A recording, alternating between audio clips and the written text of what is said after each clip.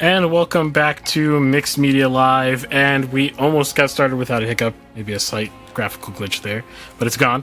And it's been a little while. It's actually been pretty much a month since we've last streamed, which is kind of wild.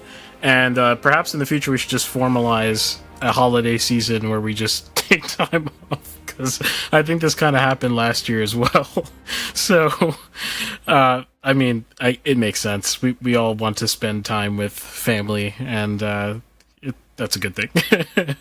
So, we're finally back. It's especially awkward when you have, like, Christmas on a Monday, and I guess next year's going to be on Wednesday, right? Yeah, I guess so. I think so that, like, if we're still doing like the Tuesday, like that would be on Christmas Eve, and you know. Yeah, that's probably not going to happen. So, not probably. I'm not showing up. I don't know if you guys want to show up. Yeah, but it's been a while. So instead of doing our normal show, and by the way, it's a new year. We've got time to change things up and to do things differently, time to reflect on how things have gone the last year with the podcast in general. So if you guys want to see any particular changes for 2024, we're all ears, absolutely. Topics you want to hear talked about, things that you particularly liked from 2023, just whatever changes you'd like to see, definitely let us know. But first, before we get too deep into those topics, we should introduce ourselves. So, my name is Irving Nestor. I'm a filmmaker and media entrepreneur. I own a company called Ariella based out of Mount Carmel, Pennsylvania. Hi, I'm Ben Costello. I'm a flute player and media composer. My name is Nathan Nestor. I'm a 3D modeler and video game developer. Sweet. Is your mic lower than normal, Nathan, or is it? Yeah, I was about to ask him quiet. My mic is, since I was at college before, I now have a new setup, so my mic is just further naturally than it was before. I can't really bring it much closer, so I'll try to bring up your gain, and hopefully that'll be good enough. All right. Mm-hmm. Cool. Yeah. I also want to hear, before we start talking about our time during the holiday season and stuff, I would love to hear from the audience what you guys have been up to. If there's any cool traditions you have. A lot of traditions are artistic in nature, so that fits right into the show. So that being said, what is Mixed Media? If this is your first time watching, first, happy 2024 and happy welcome to the podcast. You're probably the first new viewers of the year, which is awesome.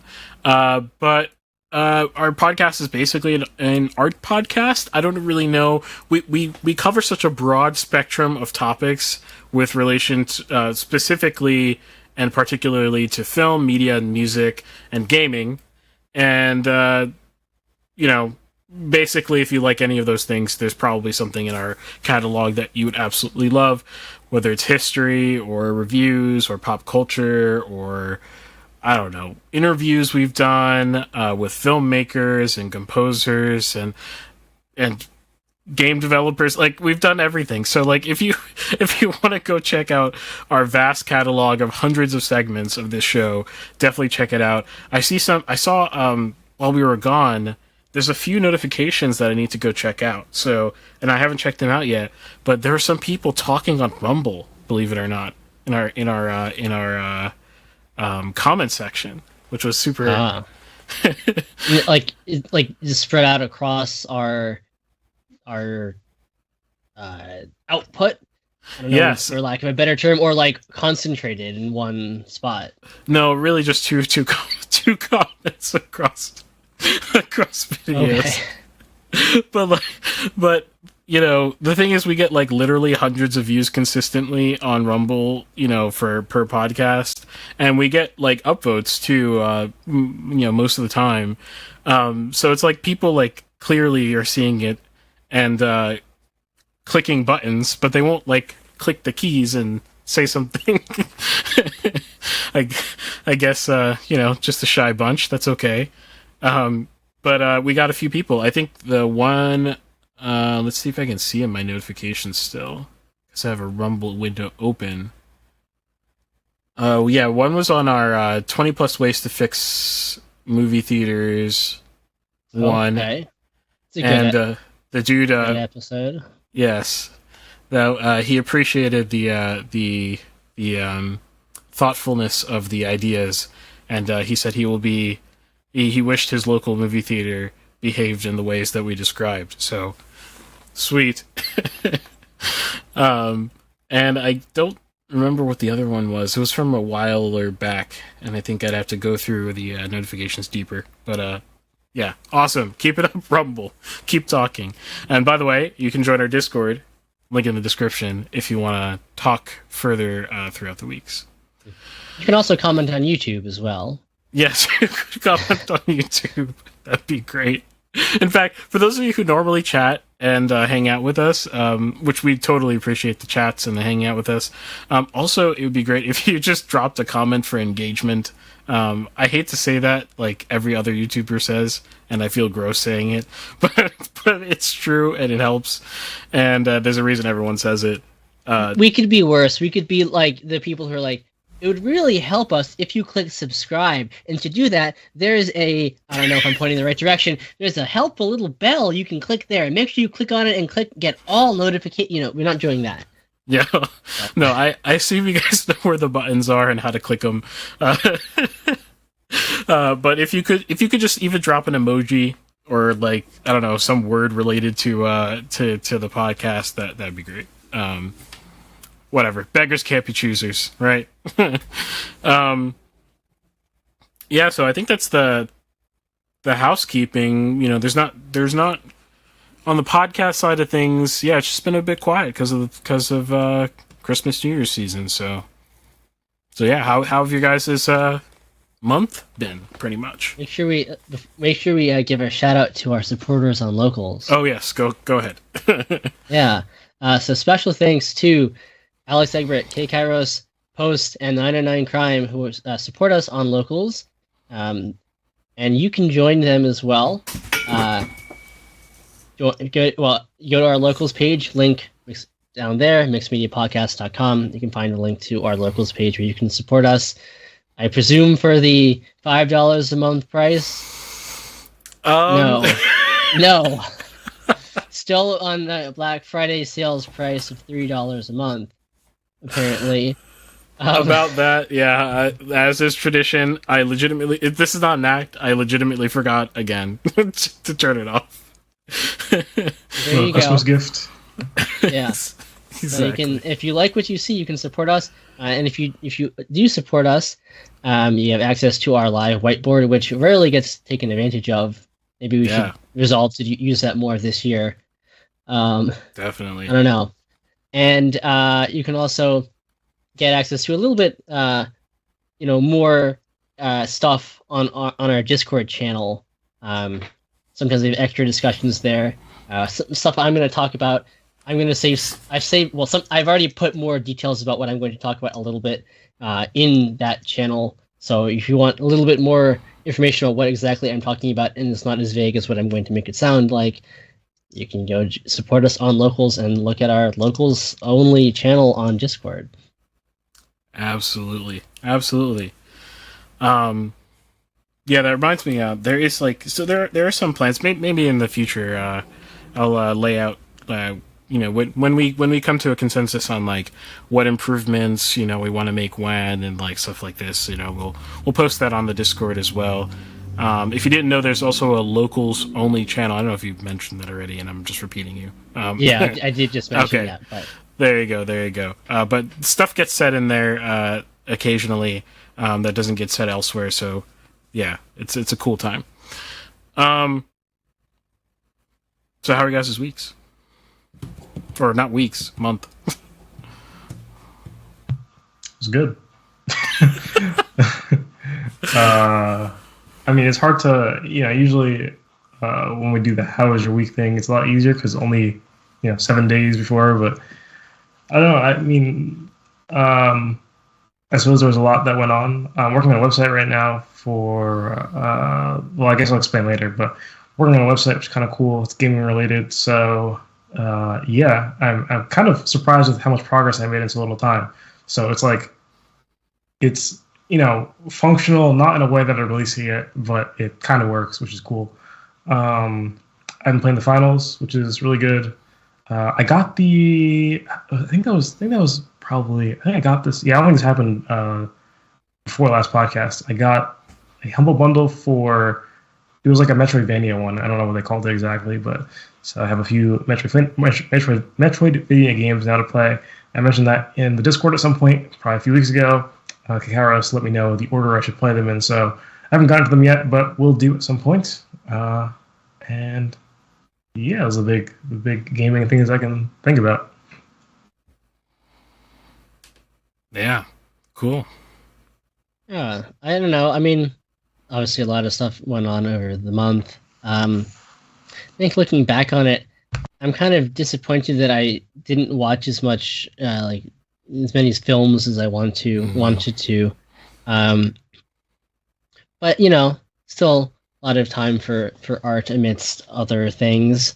My family and I went to the Kennedy Center to watch the musical Girl from the North Country. It's a musical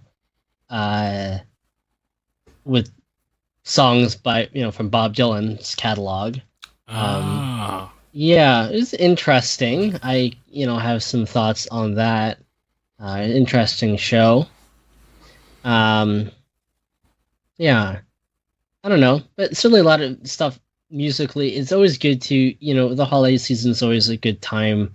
As a musician, well, obviously you have more chances to play because that's when people want music, but also just to listen to live music and yeah, I'm sure I'll get into in a little bit, some stuff that I'm working on personally in the choral world.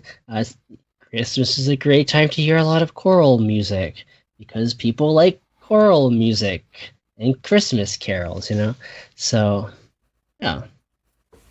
Absolutely. Yeah, for me, super busy. I feel like pre Christmas season is like trying to get ready for not being able to do things during Christmas season. So or particularly for like Christmas Eve to New Year's time where just nothing gets done. So yeah, did a bunch of stuff. I'm trying to. I think I said this on like before we left. But I'm trying to sort of clean off my slate with my company and just sort of start afresh with 2024 in a lot of different ways. So that's been a time, and I'm kind of almost there. I think hopefully either by the end of this week or by the end of next week, I can kind of breathe again and sort of rebuild in a way that's hopefully more sustainable. But that's cool. And I've been working on buying this property I've been trying to buy for a whole year now, which is crazy. I feel like this is still a new thing in my head, but then if I think back to it, it's like, wow, I've been trying to buy. I feel like I mentioned this on the podcast like maybe near on a year ago that I was trying to buy this place. But sometimes these things are annoying and complicated and bureaucratic, so that's what that's been like. But I feel the cusp. Hopefully, within the next few months, I will have moved, and beautiful things are happening. So we'll see. And what else has been going on? Went to the theaters. Wanted to go to theaters like a few times. Like I had the same thought as like I wish I consumed more things while I was relaxing and stuff. But at least got to the theaters once, which is great, and I saw Godzilla -1, and I probably will do a full review of that whenever I have the review next. Totally fun film. If you want to see a preview of my thoughts, is that it was a fun film without being dumb, which I don't think I've seen one of those kinds of things in like I can't even remember. It felt like I was blasted back into the 90s. But good job, Japan. Wait, what was your description again? You said something while being fun. What was that? Oh, I said fun without being dumb. Oh, Yes. I mean, you liked Top Gun Maverick, right? That kind of Yeah. fit that bill. That's true. That's true. That's I feel like there are some, more like corny moments and like Okay. fun corny moments, in Yeah. Top Yeah, Gun I think Maverick. that's my kind of that's sort of what makes the film the film. Otherwise, it's not really Top Gun, right? Exactly. You gotta slather it on. Yeah. No, that's definitely true. Godzilla's like different though. It's like it's more like a '90s blockbuster, if that makes sense. I mean, I guess the original Top Gun is kind of in that vein, but like more Spielbergian in the sense that it's like, well, Spielberg has a bit of range, so it's more like specifically like, maybe something like Jaws. I don't know, like something that's like much Okay. more grounded while still being very accessible and fun, if that makes sense. Yeah. Like you're dealing with like themes of family, but I'll get in I'll get into it in a future episode. Yeah. Although I'm sure we'll talk about it a bit here. Okay. Yeah. Yeah. The only thing I watched was I watched Indiana Jones Dial of Destiny, Ooh. which honestly I don't quite get all the complaints about it. It's like yeah, it's fine. It's better than Crystal Skull. The one however many 15 whatever years ago the last one was. It's better than that. I mean, it'll never be like Raiders of the Lost Ark, but I didn't have any. I'm sure. I feel like some people who have problems with probably have the same feeling about it that they have about like this treatment of Luke Skywalker in The Last Jedi. Well, how could you, do this to our beloved character? But he's only like that for like 30 seconds. Like it's not quite the same. So to me, I don't know. I guess maybe it would have been nice to have Marion running around with him too, but I don't know. I think it's kind of a nice dynamic to have like the old guy with like the younger girl, in her 20s instead of like two people who are like 70. Makes the action a little more plausible. So I understand not bringing her in for most of the film. So I don't know. It's fine. I didn't have any complaints about it. Cool. Yeah. I mean, I can't really comment because confession, I have not seen a single Indiana Jones movie, which is horrible. I know. Yeah. I've seen scenes. Yeah, it's hard to avoid. I think. Yeah. The Raiders of the Lost Ark is a classic, and what's the third one called? It's the one about the Holy Grail. I can't think what the name of the third one is. That would be the second one I would watch. Temple of Doom and Crystal Skull. Not as good. So I don't know. It's a fun fun franchise. I guess that's the right word. Yes. Yes. Yeah, I already, from the scenes I've seen, I already know that I'll probably love, at least some of the originals.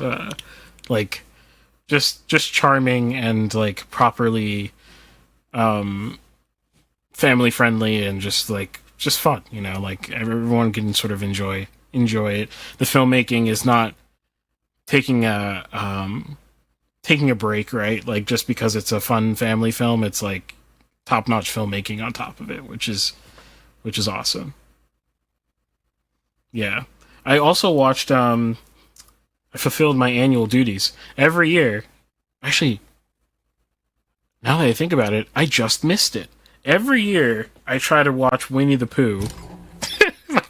My favorite animated film. Once.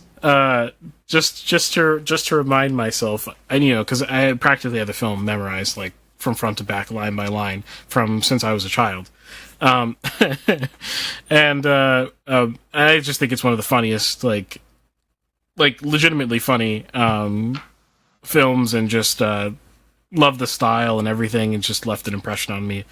But I just realized I just missed it because I think I watched it on the 1st. Yeah, so I just missed my annual cutoff. So I guess I'll have to watch it again tomorrow. But You should you should specify that it's Winnie the Pooh and the 100-Acre Woods, right? yes, the original, the really old one. Yeah, Winnie the Pooh and the 100-Acre Woods. I don't know anything about the other ones, so don't at me. But you know, the film is charming as always, and I always notice like new weird stuff in there, like that I don't know how I missed the last time I watched it for the upteenth million time. So yeah, that's my weird confession of the stream is Winnie the Pooh is awesome, and you should watch it. Go watch it as an adult. You don't need a child, and you will be surprised with how charming it is, even for as an adult to watch. So yeah, I think that's all that's happened to me of note, really. I'm like, actually no, that's a lie. It's been a very contemplative time, and I feel like so I have a few script feature film script concepts, sort of tucked away, and we interviewed Scott from the Frugal Filmmaker a little while back, a few months ago, and he did a feature film for $10,000, which to me was insane. Now, I'm not sure if this fits in the plans for the near future to do anything like that, but like, at the very least, it got my mind going more towards those feature concepts that I've been working on, and maybe like new concepts and whatever. And this Christmas season was, had like a very contemplative tone for me, and which was a good thing. But there's like some key scenes that just kind of filled themselves out in some of these stories, and quite in like personal ways. And I'm like very grateful for those bridges being built, and being able to sort of fill out some of the imagery or refine some of the imagery going on in some of the scripts. So it's been also good on the writing side too. So I don't know, all in all, can't complain. You guys do anything for New Year's specifically, or like is New Year's kind of a backseat to everything else? Well, Nathan, that was with you, so, we were together. I don't know why I'm asking you. Ben, I guess, is who I'm asking. Well, I got involved without quite knowing what I was sort of having an idea, but not entirely. So, for reference, if you follow the podcast, you know that I'm pretty into bird watching. And there's this phenomenon called the Christmas bird count. And so this is a thing that the Audubon Society has done since, I think, 1900. It's the first year they did it. And it's basically, and they have all sorts of weird, I shouldn't say weird, that's not the right word, but very specific rules about counting, and they're not necessarily that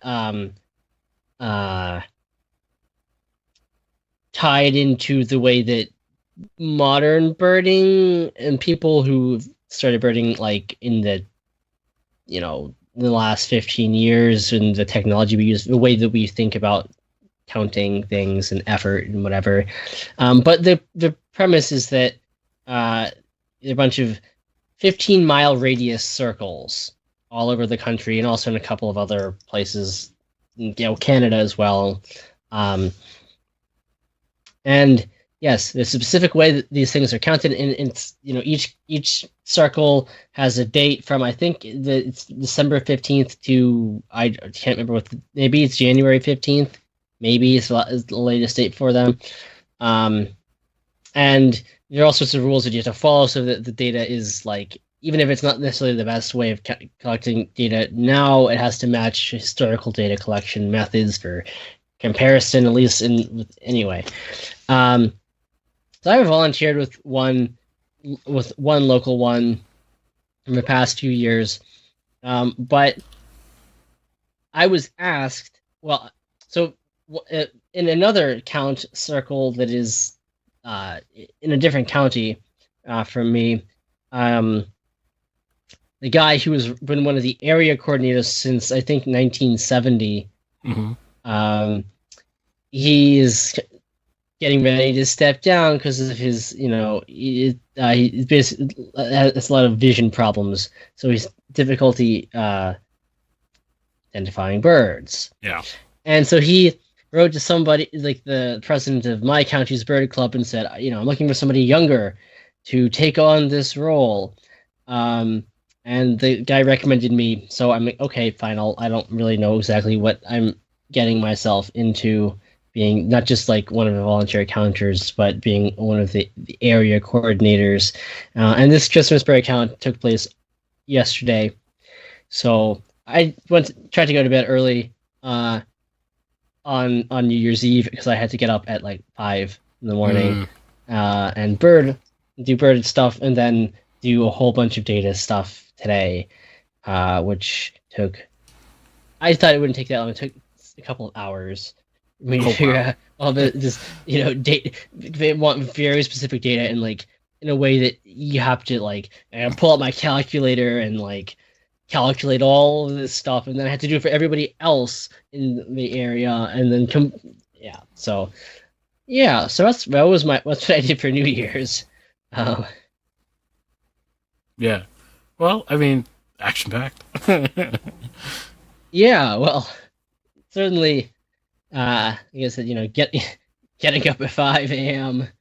So I did not witness any ball dropping or anything like that. I went to bed. So. Yeah. Yeah. Cool. That actually reminds me for the day after, which is normally so. Actually, well, I don't know, Ben. Do you go to the Novus Order Parish? No. Oh, sorry. Yes. Okay. Yes. Okay. Because I'm like a little out of the calendar because I haven't gone in a while. So was it a day of obligation like normal?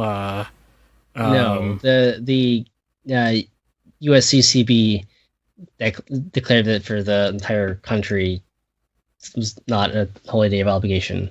Gotcha. So yeah. So on the old calendar, I went to mass as if it was a day of obligation, basically, and I actually went to mass on Sunday morning for Sunday, and then I went to the vigil mass anyway. Okay, so you went anyway. Yeah. But Yeah. Yes. Yeah. Cool. Yeah. No, the reason I say that is because the January 1st is associated with an indulgence for the chant it's a prayer with a chant associated with of course which is the Veni Creator Spiritus. Do you know what I'm talking about, Ben? I do not, but the thing is about indulgences, there are a lot of them. Yes, there are. As I have learned, because you get like the Enchiridion on indulgences is a gigantic book of like every indulgence out there. Yes. And then there are, of course, special ones that are approved all the time, too. But Yes. Yeah, well, that's the only reason why I, knew that when it was sung in church that it was for that particular reason. But anyway, it actually, it was interesting because it was sung in the original, sort of, typical chant pattern for that particular prayer. Original being in slight quotations. Yes. There's a huge caveat which you can encapsulate in a video that Ben has done. You can probably look up, Gregorian chant mixed media or something like that, and find me talking about the historical accuracy of Gregorian chant. But as near as we have to historically accurate, yes. Right, exactly. And that's actually one of my favorite episodes that you've done. I think about it frequently. And anyway, that's a whole rabbit hole. But what was I gonna say? So so the chorus at the church that I was at, they have an interesting blend of styles. And forgive me for my lack of verbiage being able to express what I'm trying to say. But this one was the way that they did it was like sort of in the typical chant pattern, except with sort of a polyphonic layer on top that was very pretty, like extremely pretty. Right. And so then the question is that like a particular second line that was added like in the 15th century, or is that more a recent addition? So I tried to go, because I was trying to send it to Nathan, because he happened to go to a different mass time that day. So, so I was trying to find a recording of it, because I didn't know that. I don't know the landscape of what is and is not available in terms of chant at mass. So I go looking. I go looking for it, and I can't find anything like anything polyphonic is completely different. Like it's just like something else entirely. You know. You think they arranged it at the church themselves? So that was my first like reaction. I was like, oh, I didn't know that they did that. But then I just, Steph and I both kept digging because I just kept weirdly obsessed with trying to find it, and it was just such a beautiful rendition, and ended up finding what I think it is, which is an arrangement done in the 1800s, and has no existing recordings like that I can find of anybody performing it, but it sounds to my ear exactly what I remember it to be, which is this beautiful like respecting of like the original melodies, right? And like while also like sort of breaking out and emphasizing and just this beautiful polyphony on top of it, which I really like that combination a lot. And do you know who the composer was? Yes. I have it now. Actually, let me actually pull some of our audience members will be specifically interested in this particular. But there's no video I can share with you because no one's recorded it. But I did find, I think, what was the sheet music for it. Let's see. I think it's by a French dude. I gotta blank on his name now. Well, that would make sense because one would guess if it's in the 19th century, it's probably from someone from a more Catholic leaning country. Yeah. I think it's like for. Oh, gosh, I'm gonna mess this up. I'm gonna find this as we talk, and then I'm gonna post a link to the music. But I was just wondering, about that because I was like, one, it's like hard to find quality chant recordings at all of anything, like even the most common chants. Why isn't there an album? Like, I don't know, or many, like a dozen albums, on these things that are sung every Sunday, sometimes very beautifully. Someone just doesn't grab a mic and go, let's make a fundraiser album for our church, Yeah, that's I don't know why. I mean, maybe not everyone feels musically qualified to like do something like that. I don't know. But I feel like I've been to just random churches. I feel like maybe a third of them, or maybe that's being too generous, maybe a fifth of them could pull off like something that was passable. You know what I mean? Like with practice,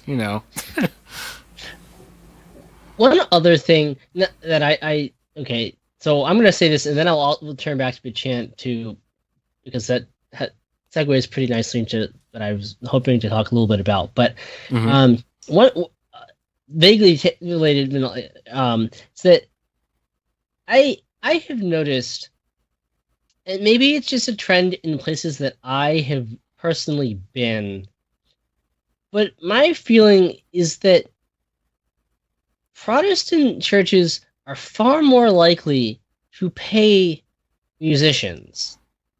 Mm. Now, in Catholic churches. Now, the biggest Catholic churches probably will. They'll have a very professionalized, well, very meaning also vary in what exactly it means. But so like the biggest, like if you go, like to like the seat of a diocese, they will probably have a pretty professionalized musical group. Mm-hmm. Especially if they're going to be a little bit more on the traditional end of things. Mm-hmm. But in my experience, the average Catholic parish does not. They kind of rely on volunteer musicians, whereas I think it's far more the norm, even certainly in. Actually, I'm going to say I think it's far more the norm in the Protestant world to pay your musicians, whether that is in like the more modern kind of style or whether that's more traditional music. And maybe that's just been my experience everywhere I've gone, but I find that to be kind of an interesting sort of cultural thing. And again, it could also, even if it is true somewhat in the United States, it could not be true at all elsewhere in the world, but just my observation. And I'm not quite sure why that is. Interesting. Yeah. So Kai says, "Oh, go ahead." Yeah, I was just read what he says. He says, "Do you mean beyond stipends, having a professional music director on staff?" So, okay, so almost everywhere is probably going to pay the music director. But I'm talking about like everyone else. So like for instance, where my parish in Maryland and other places I've been, like in Los Angeles, doesn't matter who you are, you volunteer if you're gonna play. My church will give a stipend to anyone who fills in as the pianist.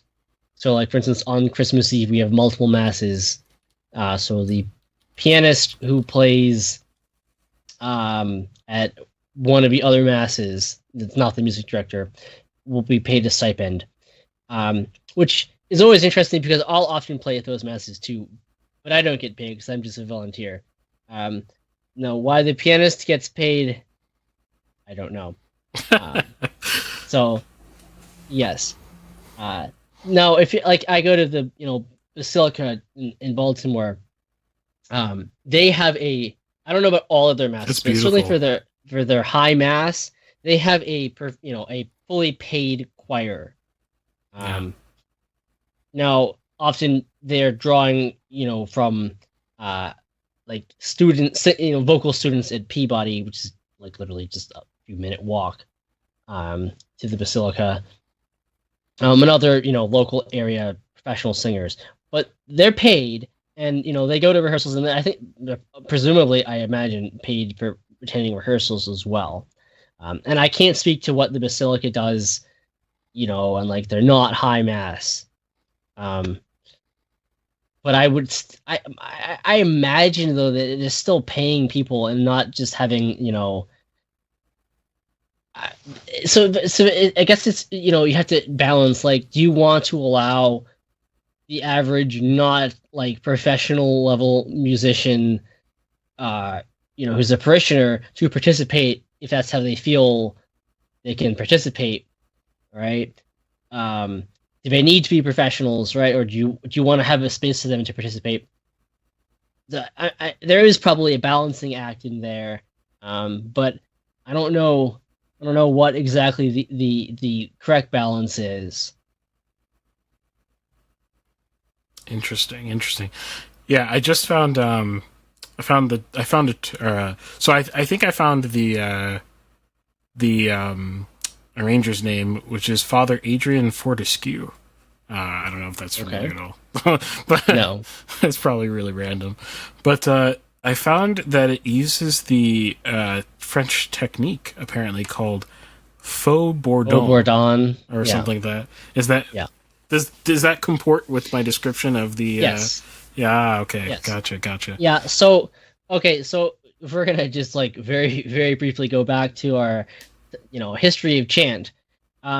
So in 15th, 16th century, I honestly probably more late 15th, but I could be slightly off on the dates. So composers, I touched on this a little bit in our discussion about this, but composers were starting to figure out ways they could add things to chant, right? And like in that way, sort of be a composer, but and allow some of their artistic voice to, like, I think, be in liturgical music, right? Because you can't write new chant, right? It's kind of a set body, but without destroying the essence of the chant. And the solution, one of the solutions, is this kind of Faux-Bourdon technique. You add a part above, or I think normally like above the above the chant, and it's supposed to create certain intervalic relationships, but or at least suggest them. So it's just kind of an added voice on top of or below the chant to support it. But generally, I think moving relatively homorhythmically. So, well, we'll talk about what homorhythmic means exactly. So it'll be good transition. What I was going to say, but essentially the voices, everyone's kind of moving at the same time, probably, for the most part. For it depends. Like, sometimes they're kind of breaking away, and sometimes they're kind of recombining. Okay. If that makes sense. Okay. Yeah. Yeah. So it's one of these early ways that composers try to like add something to chant, but without altering the actual chant itself. Just adding something on top of it. Yeah. I really enjoyed it. Like, I really enjoyed that way. I mean, I feel like I've heard that sort of style before, but because of the context of this particular prayer and this particular mass, like, it was such a beautiful, like, I don't know, just a beautiful moment. And, like, in a way that, like, didn't feel like we were it felt like a beautiful way of continuing an old expression, if that makes sense. Yeah, that makes a lot of sense. And actually, if you do go back and listen to this episode where I talk about, kind of history of how chant has been used in the Catholic Church, really, this kind of thing was to me, there was the impetus of like getting interested in that whole topic, because I distinctly remember my freshman year of college, I was aware of this kind of stuff, right? This like Faux-Bourdon and other sorts of ways composers tried to, add on to chant without destroying chant itself. And a particular person tried to tell me that only pure chant is liturgically appropriate. And I'm like, well, I guess, like, what's wrong with that kind of stuff? Like, to me, it's very much in the spirit of chant. It's just a little bit, you're adding something, right? And like, why is there a magical cutoff date somewhere that at point with, beyond that point, no composer could ever touch chant ever again. They can never attempt to add their voice to anything liturgical. That's something. I was like, does that seem right? That like, it's just a magical historical cutoff at which point nobody could ever, do anything musical, add anything, of their own expression to the life of their church, and so that kind of led me to take more interest in the actual historical, context and debates surrounding chant. Yeah. Very cool, very cool. Sorry to take us on this weird path. I just had to ask Ben about this random thing because I there was like a few layers. It was like, why can't I find this? Is it that weirdly unique? And then it's like, why don't people just do these things, like record these things? And then like also like, what is this particular type of thing where you know? So I just had to ask you. Yeah. How did you actually find it? Oh gosh, I feel like I just kept brute force digging for it, looking around for it. It's always an acceptable technique. I mean, it may take a long time, but it will often get you the result that you want. To be honest, most of it happened on our as I live 3 hours away from where my parents live, where Nathan is right now. So most of it happened on the drive back home. So Okay. so Steph was kind of like flipping through and like playing on the car speaker, you know, and I was like, no, that's not it. No, that ain't it. So that's how the brute forcing happened. Nice. Well, if you know, I'd be happy to take a listen to it. I'm interested in hearing this, what it sounds like. Yeah, I posted. There's a weird snippet of this particular arrangement on YouTube that's like intended for like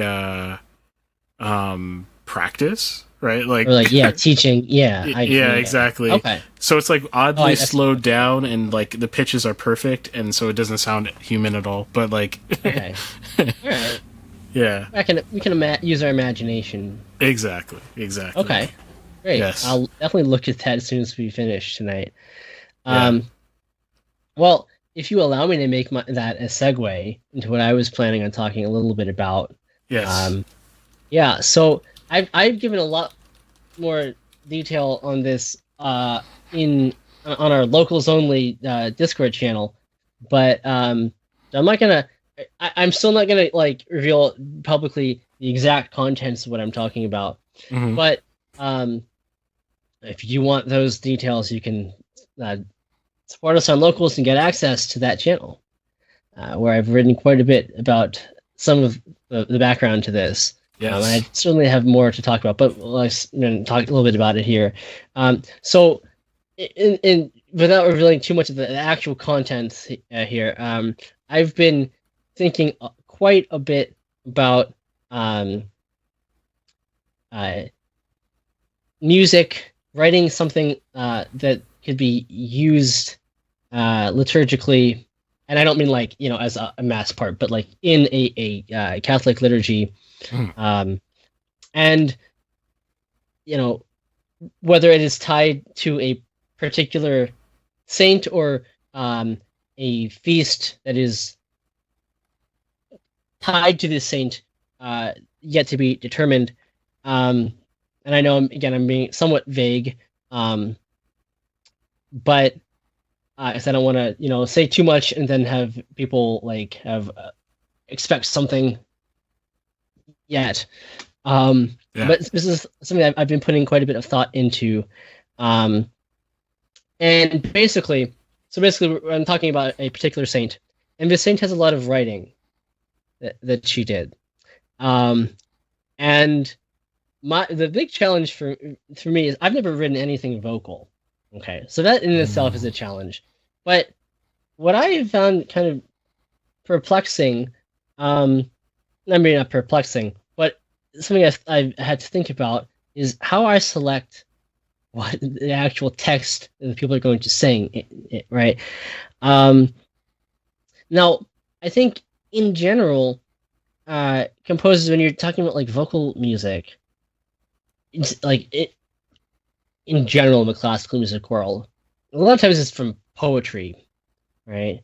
And composers tend to select an existing poem or a set of poems that they like. And they also, or I guess alternatively, you could write it yourself. Now, so I guess what I'm looking at is something kind of different, where I have an enormous body of text from a particular person, right? And I know what I ultimately sort of want to do. But the question is, how do I select anything from this, like 500-page, poem that this person has left of her writing? Speed read, of course. Just speed. Add a speed rap to your. Yeah. So it is. Well, so some of the challenges, things that I've been trying to think about, right? 'Cause that the text really shapes what you do. Alternatively, you could try and come up with what you exactly want to do musically, and then try and force the text to fit what you want. Or you could frantically dig around to find text that works with what you've done musically. But to me, I have some like musical ideas, but I don't want to force things. I'd rather like have some vague musical ideas, not terribly concrete, and have a text, and then shape the musical ideas to the text. Because I think that's really what's important when if a choral work and the words, like you want to well, that's the first question. Do you want the words to be clear, right? You can go back to that episode on chant as well, and the church's discussion at the Council of Trent, Catholic Church's discussion at Council of Trent, as to basically how important is intelligibility of the text, and why how much, to what extent we have to preserve that, right? That anyone who's listening can understand the text but still have an artistic experience. So yeah, that is it's kind of a challenge for me. I've been thinking quite a bit about this month. And like so some considerations, right?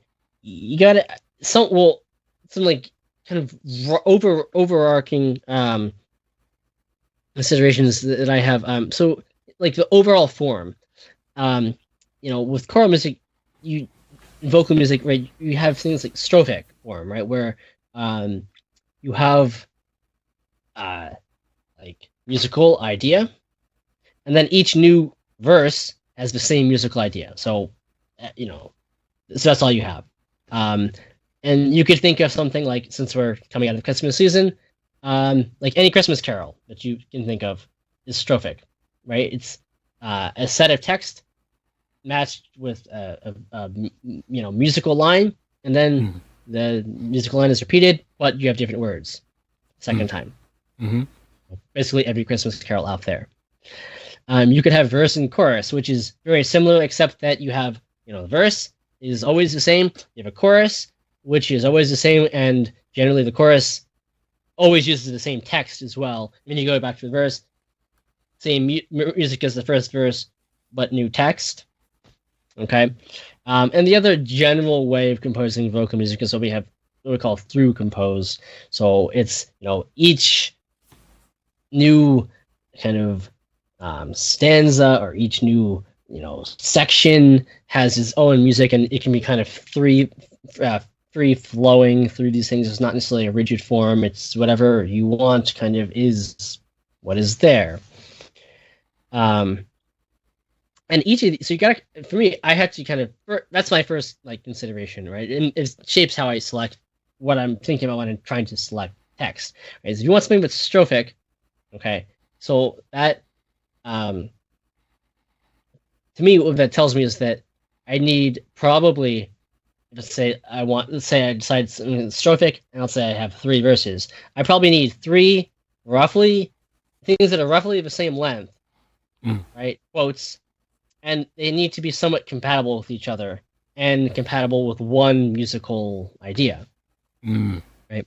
If you want a verse and chorus, very similar, but you also need to come up with a chorus that can be repeated after all of them. So you need to have, probably my thought is that if I'm going to do that, it needs for the chorus to be some kind of overarching, connecting idea that runs, theme that runs through. It's applicable to all the other the verses. So that adds another layer of challenge. So do the quotations have to be verbatim in order for, or can you sort of like? No, I mean, it's my piece. I have complete liberty to do whatever I want with it. Well, within whatever self-imposed boundaries you've made. Yeah. So I would prefer to use this person's own words as much as possible. Mm-hmm. I've also decided, And I don't want it to be just a biographical thing, because that's hard to do, you know. Mhm. Like, an example of what I'm kind of thinking is if, let's take like Martin Luther King Jr., right? You're gonna make a piece about Martin Luther King Jr. You might pull like a quote from some of his important, the "I Have a Dream" speech, a letter from Birmingham jail, right? You might pull a relevant quote from those works, and maybe another famous speech that you like, right? If you don't want to go the biographical route. If you want to go with just like a purely, like a piece focused on like the "I Have a Dream" speech, you may choose if I'm composing it the way I'm sort of approaching this, maybe I would go with like a couple of quotes, or maybe from the "I Have a Dream" speech, or things people said about it, or I don't know, something like that. If I wanted to be like biographical, that might be hard to do, what is the life of, you can find like in the realm of liturgical music, you can certainly find lots of Catholic pieces, and probably in other religions as well. This verse is about the birth of Jesus. This next verse is about, how good Jesus was as a child. The third verse is about Jesus, some lesson he taught while he was, out teaching. And then the last verse is about the passion and resurrection, or something like that. You could do something like that, but you're not going to be probably pulling quotes from this person. You're probably just making up that, and kind of doing it in somewhat fanciful way, right, in condensed way. That is not what I want to do. So yeah, thinking about what approach I want in that sense. If you're going through compose, you have a lot more freedom. But my observation is that when you take through compose things, they generally will tend to be, at least in the choral world, they will tend to be short bits of text that get a lot of elaboration. And my instinct says to go that route. And then you want to ask yourself, like, well, in terms of clarity, do you want, I'm asking myself, you could have different, this is just what I've been thinking about. So you could have a totally different approach if you're a composer, but is it then better to have, a concise one, sort of like almost like a one-liner, right? Present it clearly, and then kind of elaborate on it. Again, I feel like that's probably the route I'm going to go, but that adds the element of, you got to pick the right line. Right. I'm just gonna have one line, and it can be hard. I'm finding it hard. At least a lot of great one-liners, but oftentimes they come with a lot of context from the rest of the writing. So you got to find something then that doesn't depend on a lot of context, and at the same time, captures something really important about the essence of of this person. Other considerations too, for me, like how much, once I decide on the text, do I want to let the natural rhythm of the language dictate what I do? Do I want to fight against the natural rhythm? Do I go, syllabic, right? Each syllable is its own note, or melismatic, right? Where you can have, many pitches for one syllable, and a combination of the two, although they don't tend to coexist that much in my experience in liturgical music outside of chant. You can find some examples, like if you're looking at Christian music, like the Gloria part of "Angels We Have Heard on High." That is, the essence of melismatic. The Gloria, whereas the verses, right, are very much syllabic, right? Yeah, there's also, the not a burden, but like the question I'm thinking about it in terms of, kind of somewhat religious choral music of, you want it to be kind of acrobatic, right? Have a lot of stuff going on, polyphonic, or do you want it to be kind of this like very still and like really intelligible?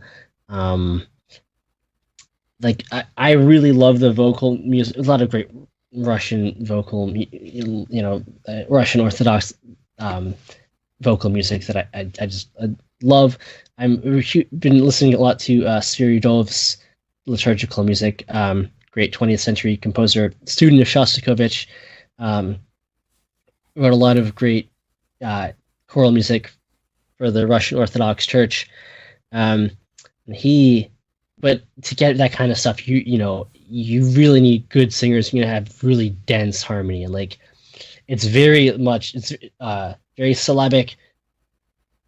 I think I have to imagine too that he mostly is writing his own text, like some great stuff like that. Like the Repentance of the Prodigal Son, and I think it's his own text of what the prodigal son says to his father. I don't know that for certain, but he did a lot of that kind of stuff. But it's really dense harmony, and the harmony is what makes it. But in order to do that, you really need a very capable choir. Right. Yeah. So yeah, it's a lot of stuff that I've been trying to think about as I've been embarking on this project, and like I said, really putting the music almost on the back burner. I have some musical ideas, but the question is how they kind of relate to the text itself. Yeah, and another thing that I've thought about too is this is not like, so if you're Catholic, this is not like a kind of person that like everybody knows, right? It's not like Saint Francis, for example, right? Or pretty much everybody's going to know something about Saint Francis, right? In fact, everyone I have talked to about this person too has never heard of her. Wow. Yes. That puts a wrench in. I had a scheme of there are two people I was going to guess, but they're probably not, or at least one of them definitely not. Irving, you might have heard of this person. Okay. Okay, I shouldn't say nobody. I think in the locals chat, though I mentioned this, I think some people, the people in the locals chat know what I'm talking about, but other people I know, including my own family, don't know who this person is. So there's that kind of hurdle too, and it in some ways adds more pressure. Like I have to pick the right line, if I'm just doing one line. If you're gonna represent this person, right, yeah. Right. That's right. Do I like, it? Would I be coloring how they think of this person, based on just the music, but also even more than that, just like the actual quote that I'm taking from them, right? So yeah. So this strikes me as a beautiful way to get closer to this particular saint, and like. Oh yeah. Yeah. Well, so again, without like giving away who this person is, this person had a very similar problem, where she felt very called to produce from inspiration from Jesus, felt very called to produce a particular work of art, and felt like she could not do this herself. That you probably know. Yeah, you might know what we're talking about. I know exactly from that story alone. Yeah. Yes. Yeah. So, but if you don't know that much about this person, you probably not very helpful. I have no idea. Yeah, but she spent many years, like literally years, wrestling with this concept of like feeling that she needed to produce this work of art, and then once it was finally produced, she was like, it's not is it good enough, right? And so You so know, interesting. now that I'm like 99.9% sure I know who it is, I'm super excited because this particular person has a large impact on my life. So there, Okay, there we well, go. I will say that she over like the last three 3 years, almost 3 years now, has basically become my favorite saint. So Ooh, yeah, nice, cool. so I'm so hyped. it is. It's yeah. Well, it's a lot of ideas right now. Like I said, the real challenge is from her body of writing, selecting at least one line, and it's my instinct is just to go one line, but then making it the right line. Or if I go with other things, maybe a couple of lines, what's the thematic relationship? So, yeah. Sweet, sweet, sweet. Cool. That's an awesome project. Probably some of the most rewarding work you can possibly do, I'm sure. As long as you're happy with it at the end, but maybe that's not even the goal because like it's probably impossible also to be 100% happy with it at the end of it. Yeah. Yeah. Super cool, super cool. So that's something I have been thinking a lot about in December. So, and luckily, I think it flowed from what Irving was saying about chant. So, Yeah, no, that Yeah. makes complete sense. Cool, cool, cool. I feel like Nathan's been quiet. So, That's partially because I don't have much to contribute, and also partially because I've been doing stuff in the background that's related. So, yeah, just chilling. sweet, sweet. Yeah, well, I don't know how to move the topic This is just a jump cut. It's a jump cut. because I know Nathan, you've been playing the finals. Okay. Yeah, I can't bridge this gap. I can't make this work. No, I don't know how it works. not as smooth a transition from Gregorian chant. Yeah, exactly. Well, the finals, Nathan. This is a big The deal, finals. right? In the gaming world. I suppose so. Yeah, it's a big deal for me. I said it before. I'll say it again. I really like improvements to technology in video games. So I like one thing in particular. I like technologically speaking is sort of procedural destruction and stuff like that. Coming from like the Battlefield series. So the finals was created by former devs of DICE who created Battlefield, and so they decided to create some game that has takes destruction to a new level for sure compared to Battlefield. Really fun game. Yeah. So for one, like you can tell, and especially in like I feel like I don't know. I have this very vivid image of like Battlefield 3, for example, right? Where I don't know if this ever really happened or if I'm like just like putting like this memory is completely fake. I don't really know, but I know this could happen, right? But I have a very kind of vivid image of I think the map was it called Zavod 911 or something like that? Zavod something 11? It sounds I think it was familiar, called- but I can't.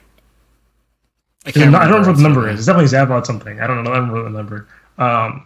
And like someone, I don't know if this is real or not. So like, I don't know if this is like you, Irving, or is it me? I don't know. I don't know if it's real. But I was looking at a screen of someone playing, shooting a rocket launcher at a building on that map, and the wall collapsed of that building. Right now, you try to make a mental image of this. It doesn't really make sense if you have a perfectly intact wall, and you shoot a rocket launcher at it. I mean, like a very large portion of it kind of just falls off. That's like significantly larger than the explosion would have you think. It's like it's a nice little chunk, and the chunk kind of looks like it's pre-made. You know what I'm saying? Because it is basically. The buildings. I figure how it works. I haven't looked this up, I suppose, but just from looking at the game, it looks like many structures just sort of have like predefined destruction states or parts that can fall off and whatnot. So you get sort of issues where you can just kind of tell. It doesn't really look very seamless or natural sometimes. Although in the heat of the moment, oftentimes it does, and many times it just ends up working out fine, but sometimes it doesn't look the greatest.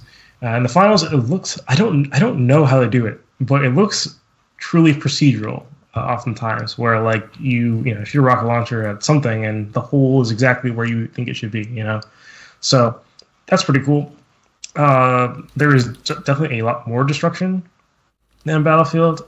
Destruction is you can use that as a pretty big strategic advantage compared to Battlefield. Although that is definitely a thing in Battlefield, and it is emphasized in the finals. So, like you can, for example, you can have a point of interest for the game mode being in a building, and then you can blow a hole underneath the point of interest, and the point of interest will just fall down to the next floor or whatever.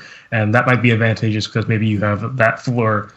It's easier to secure that floor for your team compared to the above floor or something like that. You can collapse entire buildings essentially, and that changes the whole play field, right? Because now you have to parkour around like destroyed rubble and stuff like that. Which in Battlefield, I don't remember if you can. Does the destroyed material kind of face to the ground or something? How does that work? I can't remember. Yeah, it faces through the ground, and there's like some leftover rubble as well. Like it's both. Okay, yeah. Yeah, it's not like that in this game. Everything like falls down somewhere. As you can see on the screen, this is very sort of condensed action packed. Oh, it's a level cap. Wow, it's very condensed gameplay where it's like usually it's not this action packed all the time with things exploding everywhere or whatever.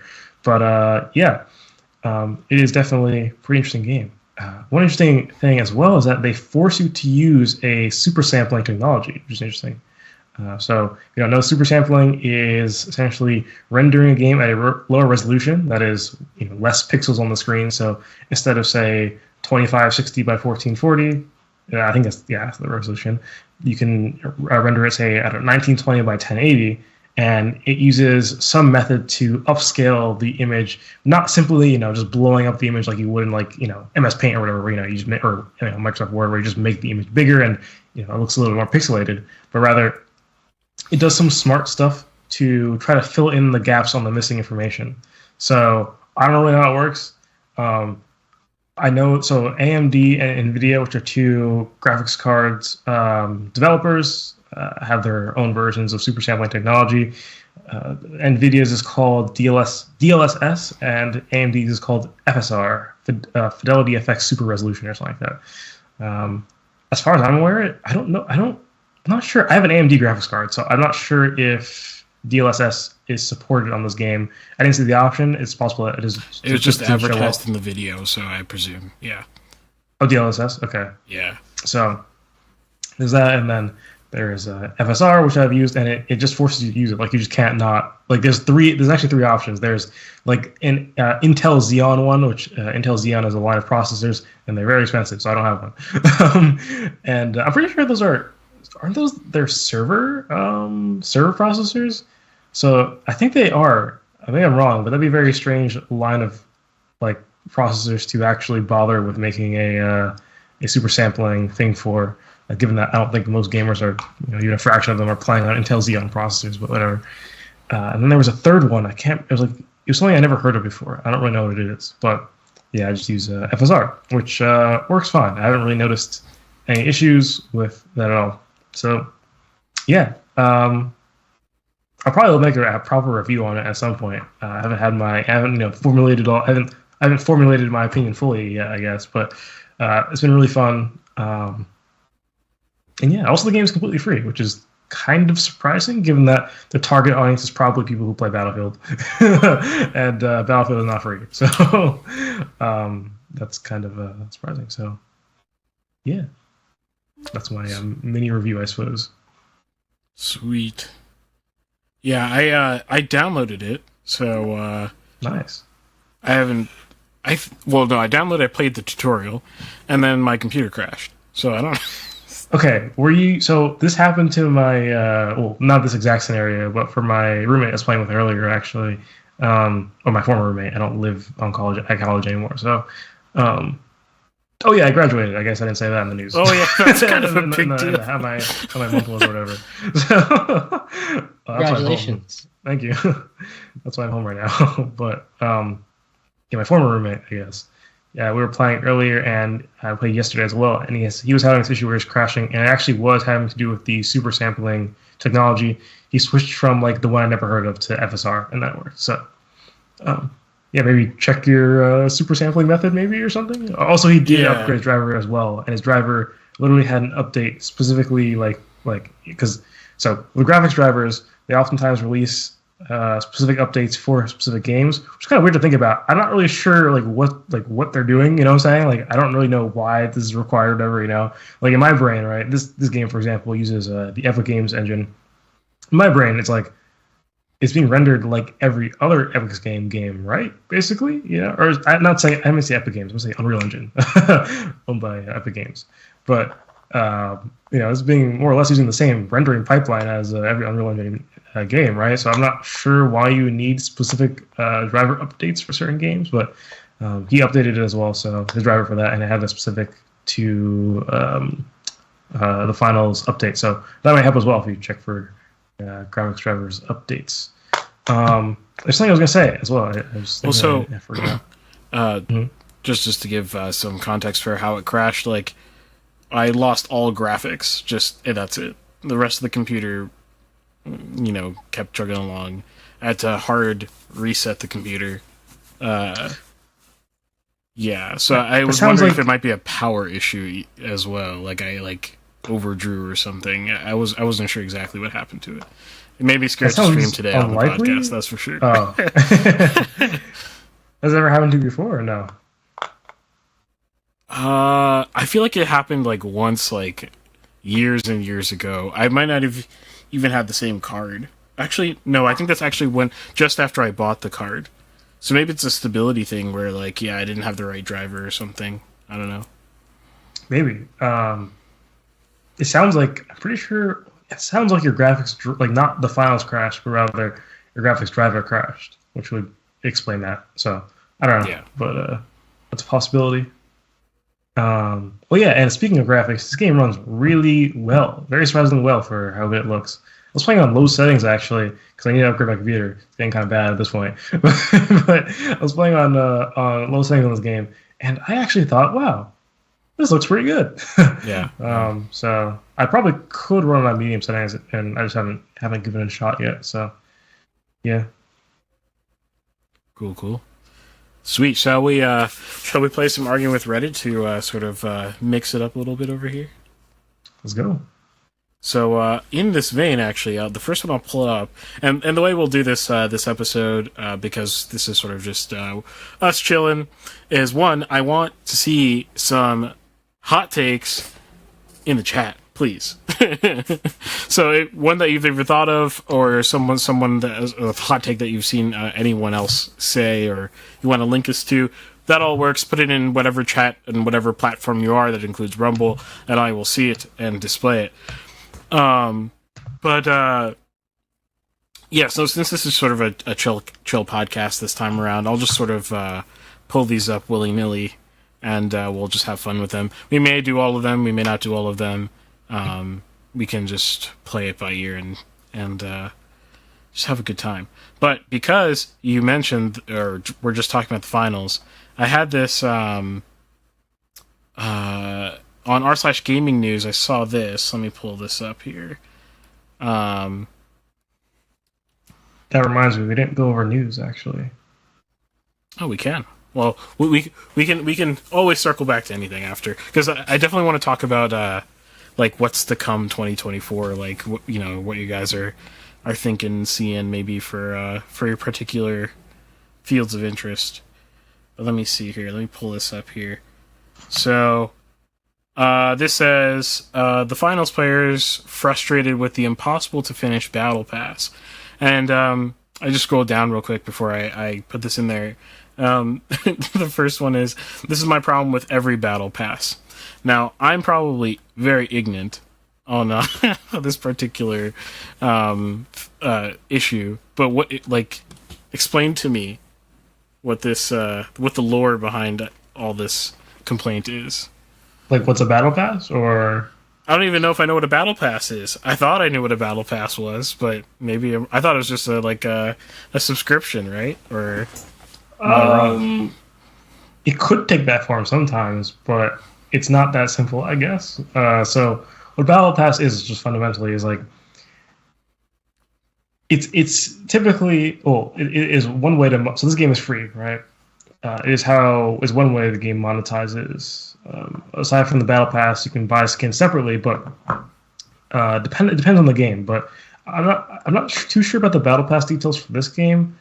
I think the way it works is actually I'll just explain what generally the battle pass is, right? So typically the way a battle pass works is there is a progression bar, right? So maybe the progression bar might be measured in experience, for example, right? Or like points or whatever. It doesn't really matter, right? Some units. And as you play the game, you get these units of whatever. I'll just call them. I'll say it's experience, right? You get XP for I don't know, maybe more for winning the match or whatever. You get XP as you play the game, and so that bar sort of fills up. And at different ticks of that bar, there are different rewards that you get. So the longer you play, the more XP you get. You just start unlocking rewards. It's just one method of progression, right? Now, that's kind of just the core fundamental idea of a battle pass. There's usually more stuff added on top of it. So, for example, if I monetize the battle pass, which is kind of really what like battle passes the only have reason been. it exists, right? Yeah. What you do is you say that actually you get to pay some amount, say I don't know, $20 or whatever, to have access to the battle pass. So no one else gets those items from doing that. Progression is not as closed off for everyone else, right? Usually the items you get in the battle pass might be skins or whatever. Usually it's not anything that actually, not anything that actually changes your performance in game or something like that. You won't be unlocking new weapons or anything like that. Usually it's just skins and stuff like that. So that is the fundamental idea of a battle pass. Some games implement it differently than others. So, for example, oftentimes games have it so the battle pass resets every so often, every month, or if a game has seasons, it's typically on the season. So, for example, Rocket League has seasons, and also it's worth noting that not all games call it a battle pass. I think Rocket League calls it a rocket pass. I think so. I don't know, it's whatever. I'm not even sure. I don't know. I think the first time I might have heard of a battle pass, maybe was it the first time it became popular? Maybe in Fortnite. I feel like that might be where the term originates from, but I could be wrong. So there, I might go before that actually. Not entirely sure, but yeah. So I feel like there's a game called Event Pass too. I don't know. It doesn't really matter, I guess. So some of them reset them every so often, and they might be themed. So for example, the game Paladins will have. I don't know if it's every. Does Paladins have seasons? I think it does. It might be every season or whatever. They reset and they have like some theme to the skins or whatever and stuff like that. So, and also something that I think that most games do, not all, the finals does not do this, is that the progression includes free items in it. So you will unlock items throughout the progression, even if you haven't paid for the battle pass. You'll just unlock less items. So there should be certain items specifically that are locked off. And usually it'd be most items that are locked off and stuff like that. So the reason why it could be considered a subscription is because if you have a game where the battle pass refreshes every once in a while, you typically have to buy into the battle pass every single time it refreshes. So that might come into play as a subscription model where it just auto takes money every say month or whatever that the whatever the interval is that the battle pass has essentially. You get billed for that, and then you get the battle pass. Battle passes are also kind of clever in a way because it forces you to not only pay, but also play the game. Because if the battle pass is on a timer and you want to get a certain item that might be towards the end, and usually the end is where the better items are or whatever, you have to actually play, and it could be playing quite a bit. And so that's what this Reddit post is about. It seems to be that the battle pass takes too long to finish, and so you have to grind forever to get to the end of it. Or you kind of waste your money in some sense, depending on how much you consider the stuff worth. Right? You could be happy with whatever you gotten, or you could think, nah, it's only worth it if I got to the end or whatever it is. So yeah, that's that. Yeah. Kai says, "Sorry, they're all gaming." I don't know if I missed I don't know if did a chat not go through. Huh? Let's see here. Oh, maybe he's commenting something that you said, and I didn't get it. Oh, gotcha. But yeah, so that's interesting. So, are you pro, anti? What's your take? Neutral. Of course, you must be either pro or anti. That specifically, there's no other option. In terms of battle passes in general, I'm kind of neutral. Although I think I actually maybe honestly negative, maybe con, because I think I don't like the idea of this sort of like paying for things in games with no guaranteed outcome, because I think it's abused like just way too much to give people less than what they think they'll get, if you get what I'm saying, right? Mm-hmm. So that might be loot boxes, for example, or battle passes, right? Where it's like, oh, I'm paying this much money to get all these skins. It's like you might have to actually put in some work to it, and it might make the game more like a chore where I'm just playing it not because I'm just having fun or whatever, but just I'm trying to get to the to the next item in the battle pass. You know, there's nothing wrong with progression, but it hits different when it's like money on the line. You know, so yeah. Maybe I am actually slightly, I think slightly negatively of a battle pass. Cool. We've acquired the hard stance. We're going to hold you to that for the rest of the time. You're not allowed to change your opinion. Sounds good. Good luck. Locked in. Exactly. Cool. And Kai has actually he meant to put links in the chat. I think YouTube probably auto filtered it. I'm pretty sure I have all the filters off on. Sometimes they randomly turn themselves back on when there's like terms of service updates and stuff like this. So maybe that happened. I didn't even notice, but yeah, I don't know why it got filtered. But if you post links on our Discord, link in the description, they never get removed because it comes through the bot instead of through YouTube. So it works. That being said, I'm going to save a few. I'm going to take a look at these, Kai, and maybe I'll have to pick like one or two of them. But thank you for submitting some hot takes. But before then, I want to give Ben one. All right. Let's see here. Do. So let's see. Actually, this one's interesting. This is just kind of random, but I'll pull this one up here. Do that. There we go. This one's from Nathan, and Nathan, do you want to? Right. What's a song that you can never listen to again on Spotify? Quite simple. I thought it'd be interesting because it's kind of open-ended, right? There are lots of reasons why you might not want to listen to a song again. Maybe it's like a super special song where it's like not quite you never want to listen to it again, but you know you want to reserve that for special instances, or maybe you heard a song so bad you're like I can never listen to that again. You know, it really varies in the sentiment. So yeah, I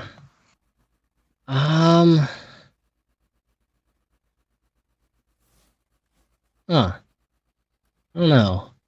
Do I have an answer for that? I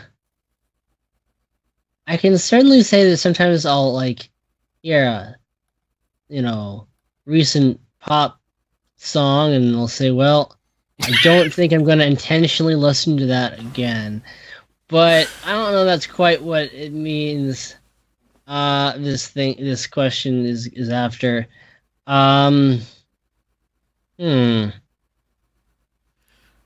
While you're thinking about that, is it just me, or like has pop music literally stopped evolving in any way, shape, or form at all for the past specifically 3 or 4 years? So I'm not really the person to ask because I'm not sure I could tell you any particular songs that have come out in that time period. But my feeling is that some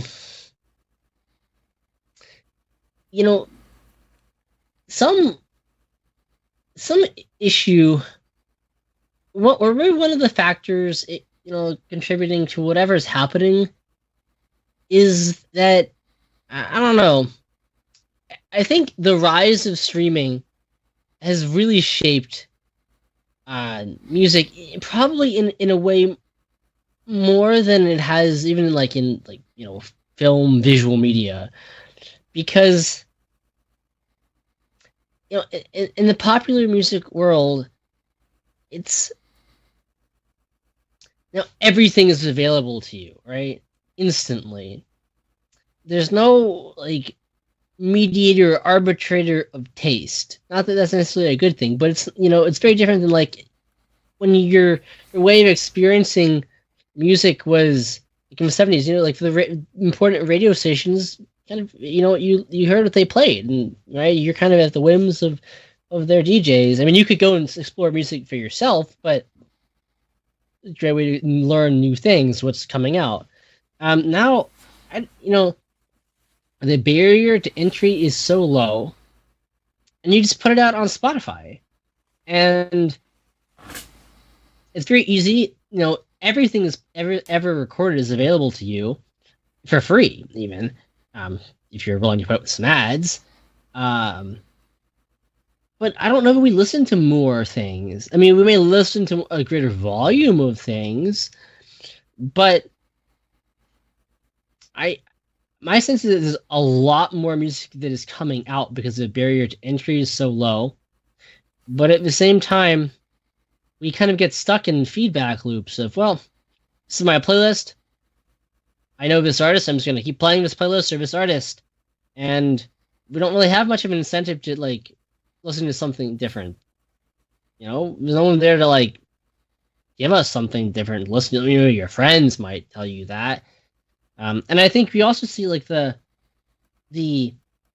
codification and fracturing of genre, where, I think there's probably a broader range of things that could be acceptable play on the radio, 40, 30 years ago than there are today.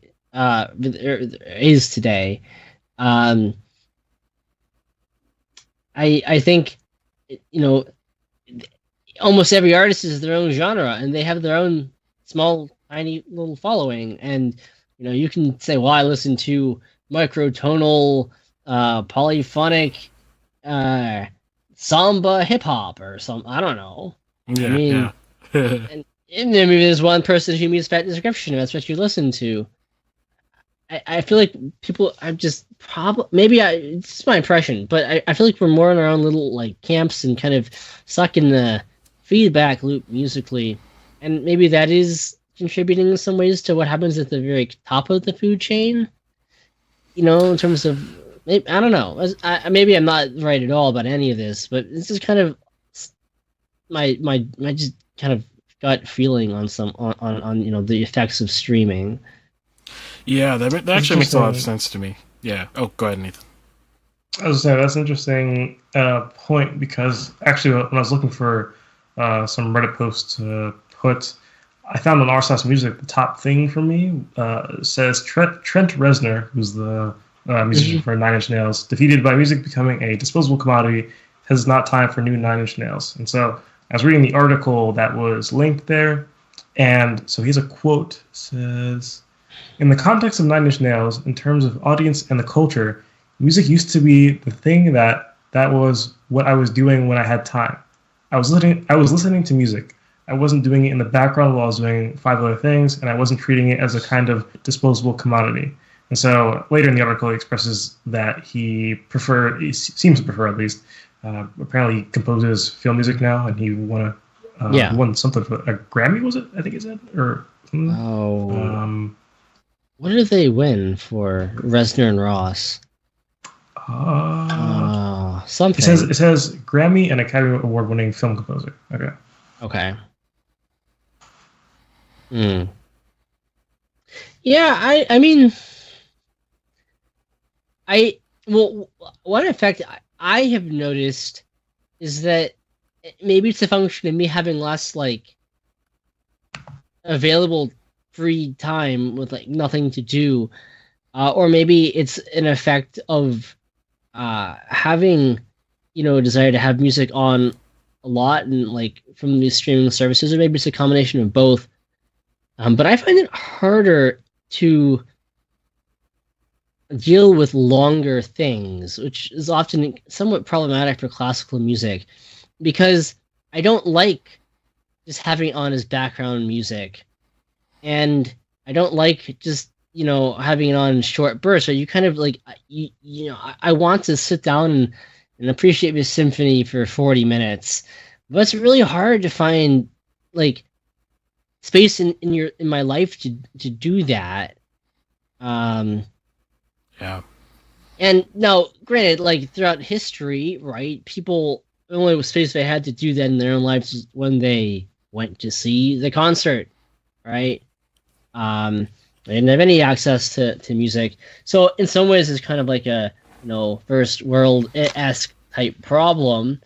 I could just not listen to as much classical music, but I don't really, I grew up listening to that, and like it's kind of frustrating. But at the same time, having shorter amounts of time to listen to music, and like having more space for background music, I find that I'm more attracted to shorter things, and things that can convey a message quickly, and like even if it's background music, it will convey a message. It hold my attention just briefly long enough to like convey its message to me, and then I can go back to the next thing, wait for what I'm doing, and like wait for the next song. Which rewards something like, say, a lot of shorter jazz, right? Granted, I'm also listening to that more because I've gotten more involved in like the swing dancing world, but things like that, not just jazz, but like a lot of good like classic rock or things like that. It's good at like conveying a message, and then I can kind of let it go for 3 minutes until the next thing comes on. I can think about that for a few seconds and let it go while I'm doing whatever else I'm doing.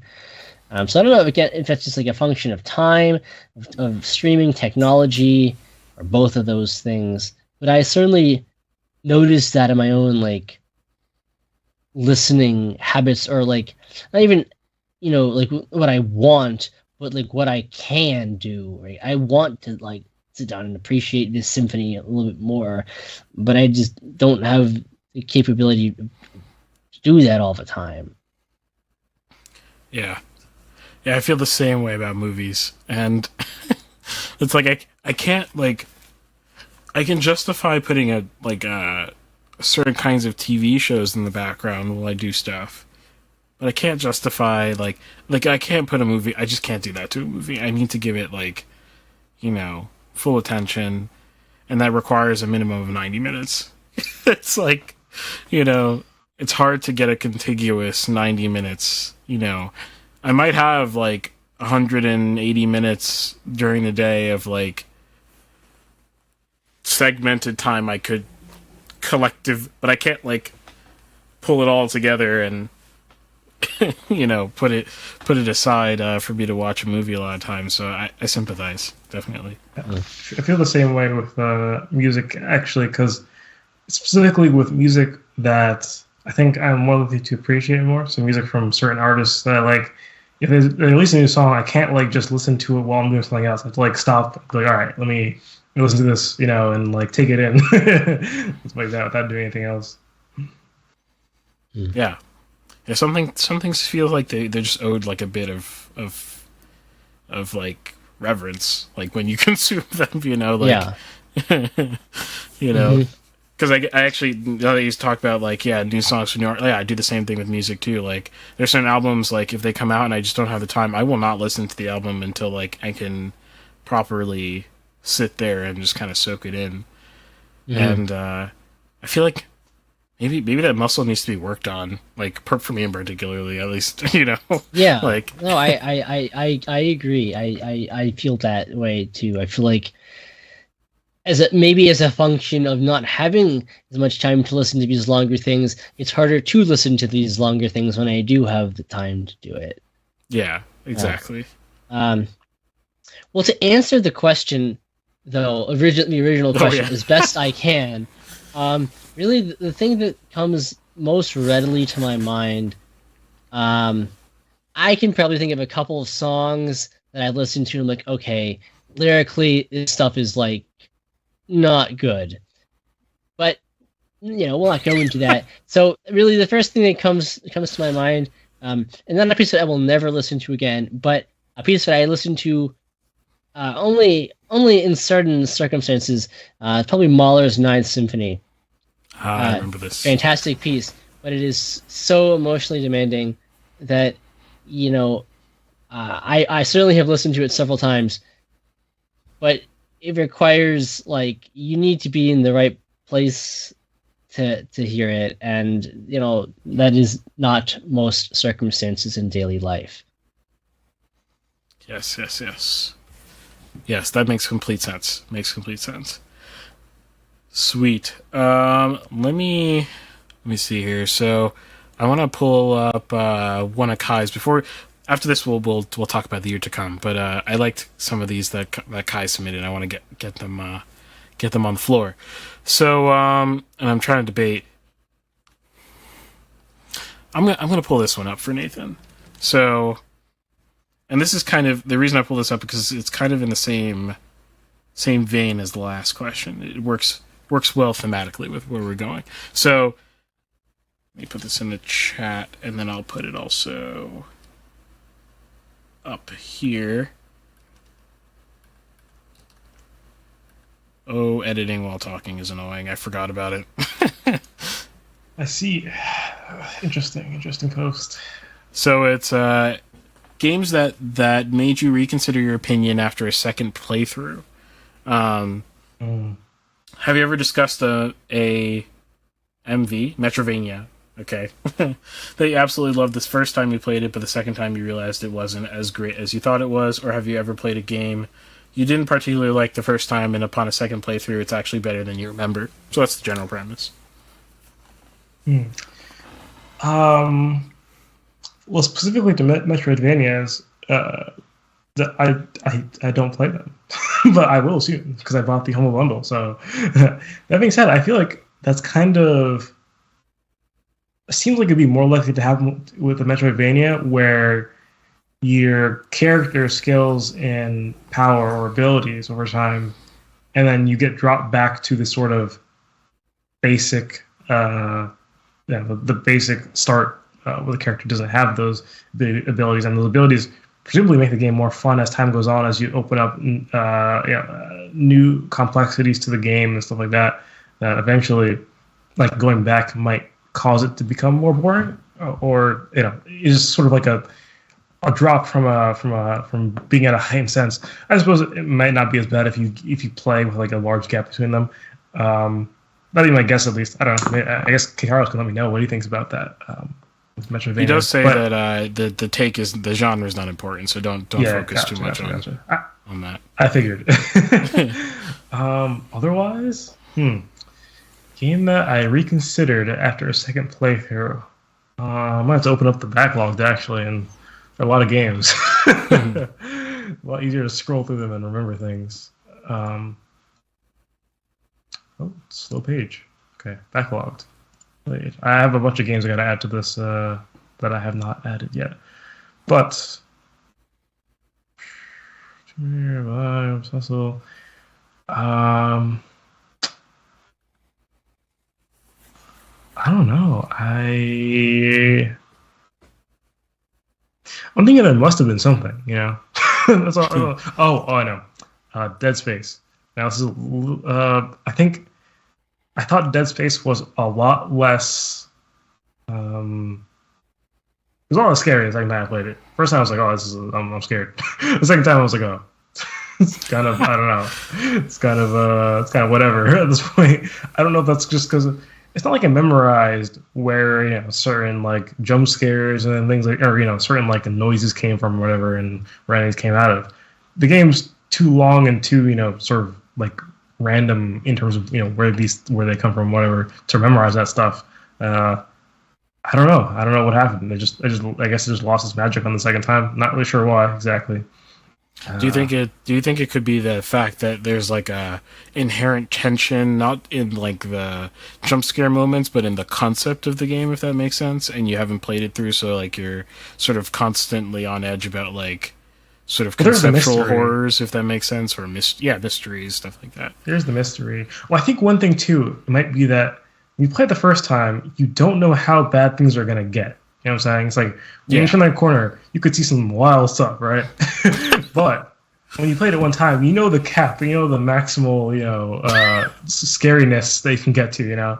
So it's not like it's like okay, it will never get past the X, scariness or whatever, Yeah, you're seeing things like level 7 ugly, and you're like wondering if there's like a level 10 ugly thing around the corner. Exactly. That makes sense. But like, has there been a game like in the other direction, like for like where it went from negative to positive? Negative to positive. I feel like that's a really hard thing to do. Look at the list. I don't know. I feel like no, I feel like everything's either been kind of neutral or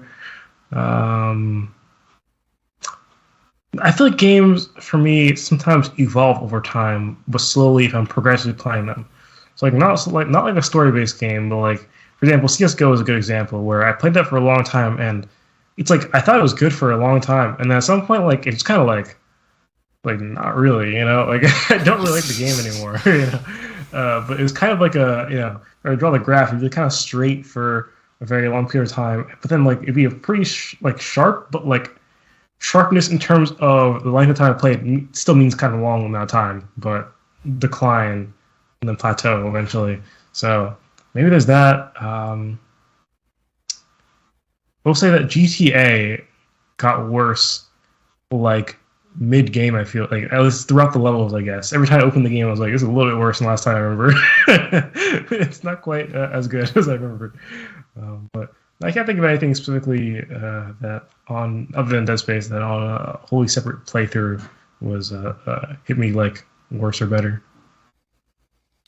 Yeah, upon that sort of question, I was trying to think if there's a movie that I used to like hate, or even a TV show that I used to hate or something, But I can't think of one where it's gone that. I've thought of some that like my opinion has gone down, but I can't think of one off the top of my head where my opinion has gone upward. But I feel like that's more of a failure to think of one than it is like the fact that it doesn't exist. Yeah. I actually thought of a game. Prison Architect got worse. Prison Architect, I think the first time you play it, because you're kind of inexperienced and you don't really know the optimal way to go about things, there's a lot more exploration. And then when you play it the second time, or at this point, I played it like a few times consecutively or whatever, and then took a big break and played it again. I was like, it's kind of easy. It's actually really easy for some reason. I suppose you can always make the game harder. There are tons of things you can mess with. But maybe that was just the key. I had to just make it harder, and that would be good. And that's probably a common trend in, exploration games in general, which are like the Metroidvanias, right? Where it's a different type of exploration.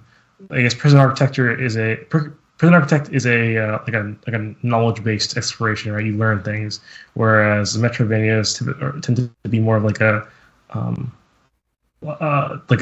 don't know, like your character gets stronger, right? It's like your character rather than you learns things. So maybe that's the general theme with exploration-based games.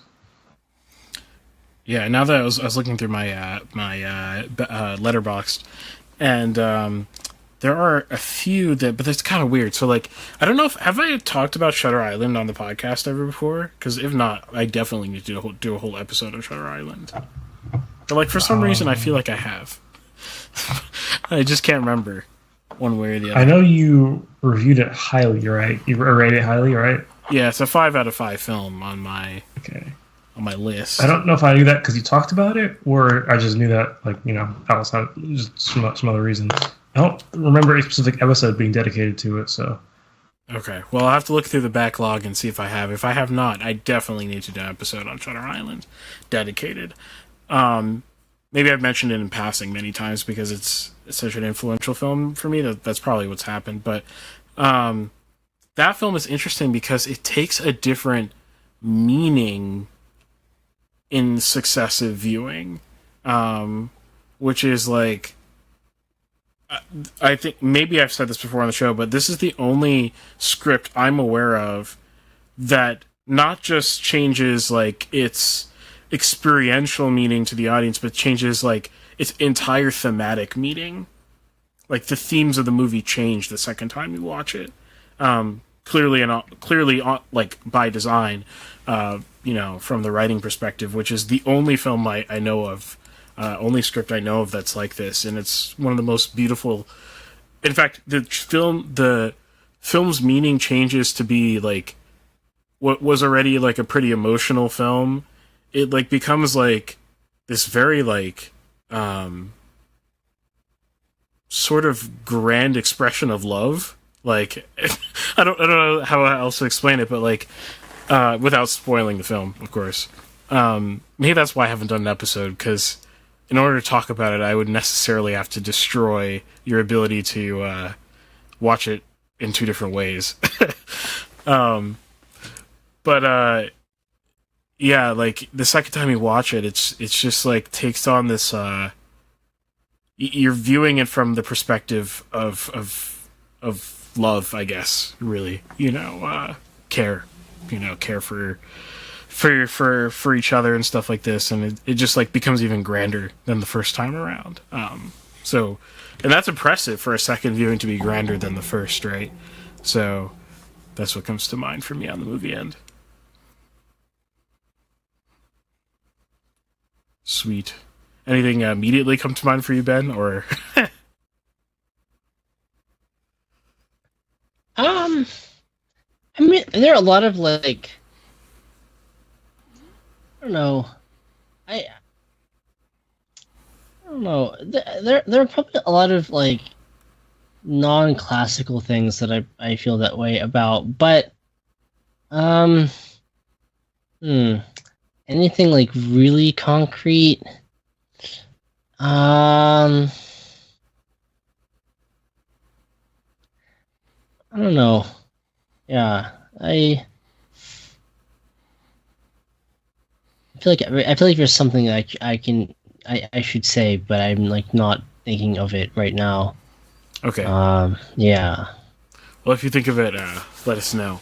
But we should discuss 2024, because it's the year we're in now. It's not even the year to come. We're in 2024 as we speak. Second day. Hopefully a beautiful day for people watching. What are the sort of horizons that you see in 2024 for your respective fields, but also like, I mean, just in general, like happening in your own life or whatever, 2024, what does it look like? Well, there are a lot of video game studios that have been lining up people more recently, and I think that will continue.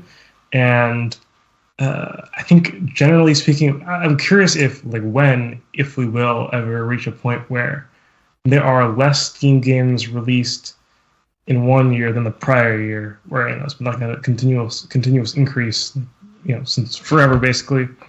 From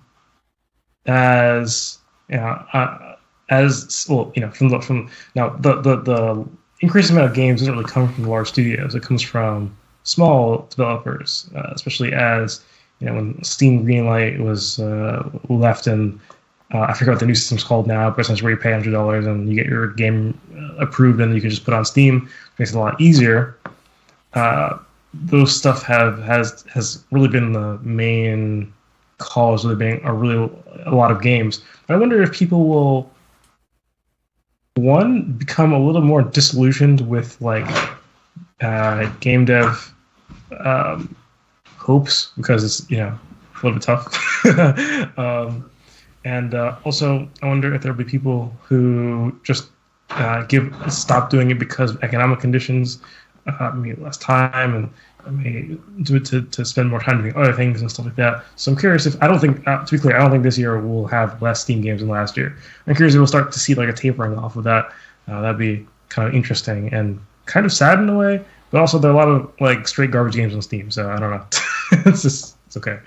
So yeah, aside from that, I think, I'm curious to what new genre we're moving to in terms of what's popular, because before we got we went from open world, then we went to battle royale, which I suppose is typically open world anyways.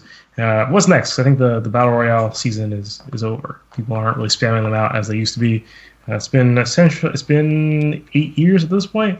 Probably ended like a year or two ago. So curious what's new. Oh, I hear that extraction-based shooters are a big thing now. Starting with what's the game called? Escape from Tarkov. I haven't played any extraction-based shooters.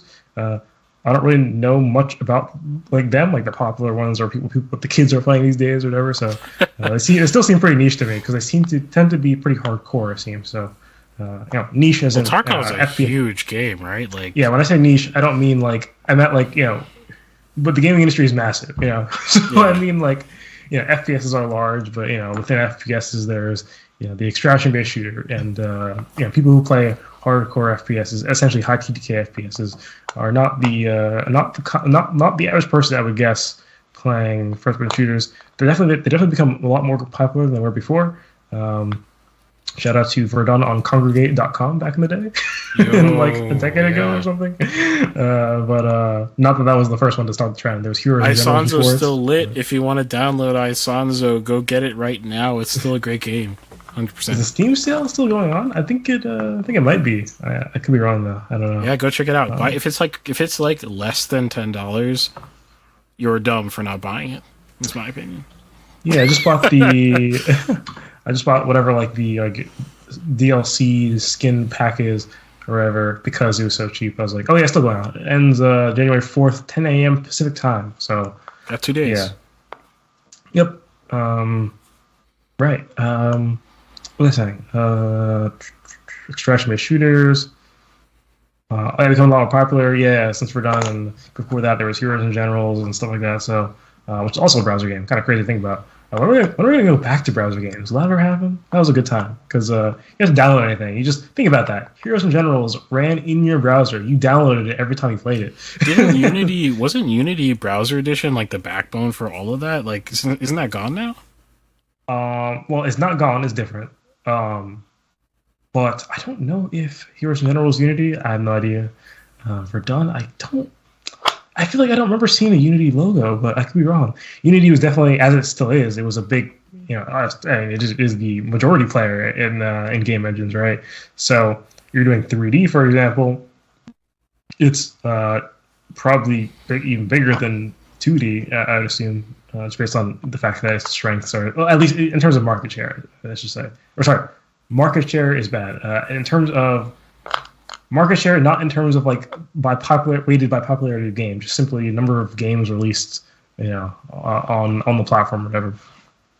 But yeah, back in the day, there was Unity Web Player where you would have to download like a plugin for your browser or something like that to get it to run. Same with like Adobe Flash Player, right? You have to download some plugin. Same with Shockwave as well. You download some plugin. I think Adobe Flash was a plugin though, right? I remember Shockwave and Unity were for sure. I feel like Adobe Flash was also might have come with most browsers or something like that. I don't know, but I feel like you saw it in the same section as Unity and stuff like that. So yeah. I don't even know what Shockwave is, to be honest. I just know you get to download it for some games to run.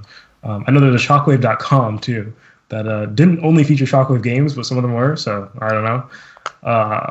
But yeah, Unity used to have Unity Web Player. I don't remember what it's called now, but it's a Unity WebGL. That's what it is now. It uses a WebGL, which is like a newer technology for in-web graphics rendering. It's a web graphics library is what it stands for. And so that's like the new thing they use. You also download any sort of plugin. It just kind of runs. Not really sure what the pros and cons are. I've actually never made a 3D game that was targeted towards web. So yeah, but yeah, it's still crazy. You can fit all these 3D models and stuff like that from Heroes in General. I know it wasn't the most high quality thing ever, but the same with Verdun and Contract Wars and what's that game? Ballistic Overkill and all these games that Ballistic Overkill. Do you remember that? No, I don't know what that is. It's just I think you name. Do you not know what that is? Oh, it used to be called Ballistic. Then they it was on Congregate as well. Then they decided to put it on Steam and remove it from Congregate. The game promptly died despite being very popular. Yeah, it was not free to pay for at that point. And I guess people just weren't willing to. And they renamed it to Ballistic Overkill when it went to Steam. So yeah, it was a really good game, honestly. I don't know what happened to it. Well, I know what happened to it, unfortunately. I don't know why they did that. That's what I say. But yes, web games, 3D, all these models, all these maps, you could fit them on a little quick web download. That's pretty cool. There were no 100 GB games back then, so yeah. 99 Crime says Unity has web export still. I was on a few projects. Yep, yeah. So yeah. Yeah, cool. Let's see. In the film world, well, I mean, my base case for 2024 is not a good one economically. So, which is it's turned out that used to be quite a popular opinion, but sort of the Fed rate cuts recently has made that into a much less popular opinion. So it's interesting seeing that evolve. Although I maintain my opinion that 2024 probably somewhere in the middle of it. Well, I'm not gonna stick. Don't hold me to the middle of it. I don't have a grasp, a good enough grasp on it. But probably sometime this year, we're gonna see a little bit more financial issue. The banking issue I've talked about on this podcast before in detail in maybe 2 episodes is still around, even though we haven't seen a collapse in. I was gonna say in a while, but like in 6 months. I guess that's a while in our in our sort of like daily news feed sort of world. But that whole thing aside, like I think this will cause some things to come to a head in the film world. So one is streaming. I posted in the Discord on the Film and Media channel during the holiday break. The only thing I posted was a Twitter post sort of explaining basically exactly what I've been saying for like the entirety of this podcast's existence, which is that streaming is an untenable business model that will eventually have to come to a head, because you can't basically have an infinite money machine, which is what streaming is supposed to be for these providers, and sort of make money, like, and be sustainable. Rather, it doesn't work that way. You can watch like 10,000 episodes of me talking about that concept. However, what happens to movies though, like when things do come to a head? So like in the post that I posted on there, talking about Amazon adding ads to their Prime Video platform, to the ones that you even pay for. So like not only do you have to pay for it, but now you have to also watch ads. It's a way to nickel and dime to sort of make up the difference for the net loss, the net negative of hosting video on your platform.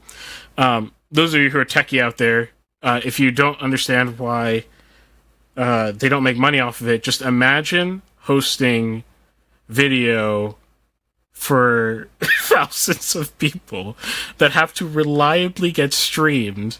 Just go More like than thousands. I mean, yeah, even if you're running a small platform, right? Like, not only that, but now you can't just like put whatever videos you want on the platform, right? It's not YouTube. You gotta go buy the content and put it on there. Like, just like think about it for a moment. Like, if I want to start a Netflix competitor, what would that look like? And you'd be like, I would literally not make money. And guess what? For Netflix, they literally don't make money too. So like, that's all of them. But my point is that when economic times get tough, banks lock up, and I've talked about that concept as well. So loans become sparser, harder to get, right? Or almost impossible without government bailouts, which isn't guaranteed, right? So is Netflix going to get bailed out by the government? Probably not, right? Is Disney going to get bailed out by the government? Maybe. That's actually maybe plausible, of a reality in the future. They might need it after that Mickey Mouse loss. Yeah. I was gonna ask you about what's the effect of Mickey Mouse entering the public domain. I saw the headline. I haven't actually read the. I didn't even know. I think maybe I did know of this round of suits on Mickey Mouse, because maybe I feel like I mentioned it like a long time ago on the podcast. So I guess it finally finished out. And GG. GG. Wait, there were lawsuits? Hmm? There were lawsuits? Yeah, I believe so. And basically, it's like Disney trying to infinitely public domain, or not public domain, private domain, effectively, Mickey Mouse, and lock him off from everybody else. It's their Mickey Mouse, not no one else's Mickey Mouse. Shall it ever be? And they've finally lost control, which will be fun. I want to see the Mickey Mouse live action movie done by someone, and I want it to be complete. Maybe this is my feature film for 2024 is a complete what do you call that, parody, and it's a Mickey Mouse film. Like in every, it'll just be a complete. It'll be the next Disney live action movie is going to be Mickey Mouse. I was going to say, who do you think is going to come out with the first Mickey Mouse film? Now that they can, I really, really hope. I really, really hope that someone does this in a parody way and just like completely memes on Disney. That's actually not outside the realm of possibility. I actually think DreamWorks could do that, and it would be hilarious. But I don't know. Like realistically speaking, who would do it first? That's a good question. Well, I mean, you did have like Winnie, like what is it, like Winnie the Pooh, Blood and Honey, or something like that, right? I forgot about that. Right? Like you could, I was reading the article that mentioned, I guess Tigger also just entered the public domain, and their plan is to add him to the sequel of that. So I mean, you can have Mickey Mouse doing, maybe not in that franchise, but in a similar franchise, right? Yes. I mean, people did it with Winnie the Pooh, so. Yeah. Oh my gosh. Nightcraft says a Mickey Mouse DreamWorks film would be a contender for sure. I'd watch that. Yeah, absolutely. 100%. Kai says, Irving, no, it's your time to shine. Become creator of 90-minute S-posts. Yes. I mean, if you know anything about me, I will do it for the meme. I would not be ashamed for a Mickey Mouse parody film. DreamWorks, if you want to hire me, I mean, I don't know how to direct animation, but I'll pour my soul into it if you want. And I'll do it. I'm curious Sorry, continue. I was gonna say, if you let me do this and you give me full creative freedom to get this done, I don't care if this is the first film on my IMDb. I don't care at all, not even a little bit. I would love to do it. What were you saying, Nathan? I was gonna say, I'm curious if, since Mickey Mouse is like kind of their main, figurehead of a cartoon character, if they're gonna start removing him from places because he might start to get a negative association. Because I mean, now they can't control where he's at, right? So, for example, like the little Disney logo on Disney Channel is like kind of like a Mickey Mouse ears and whatever. Like, is that going to become like something else ears? Or that'd be interesting. Yeah, that's a good question. What's going to happen to their Mickey Mouse like series, like TV series, right? Are they going to get rid of that because they can't control where Mickey Mouse is? So they might. I mean, it's completely plausible that that's their sort of strategy. I mean, I would be surprised if they don't have a strategy already like made for this reality where Mickey Mouse is no longer theirs. But sucks to suck, Disney. Sucks to suck. Playing by everybody else's rules. It's so sad, so horrible, so tragic. I feel so bad for you. But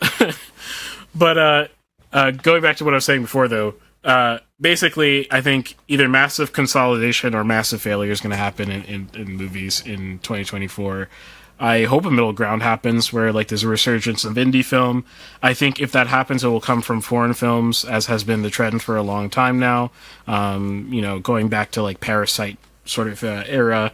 When I say indie, that's not really an indie film, but I guess it's independent of the American garbage, broken studio system that is basically just made up of one corporation of Disney. So, I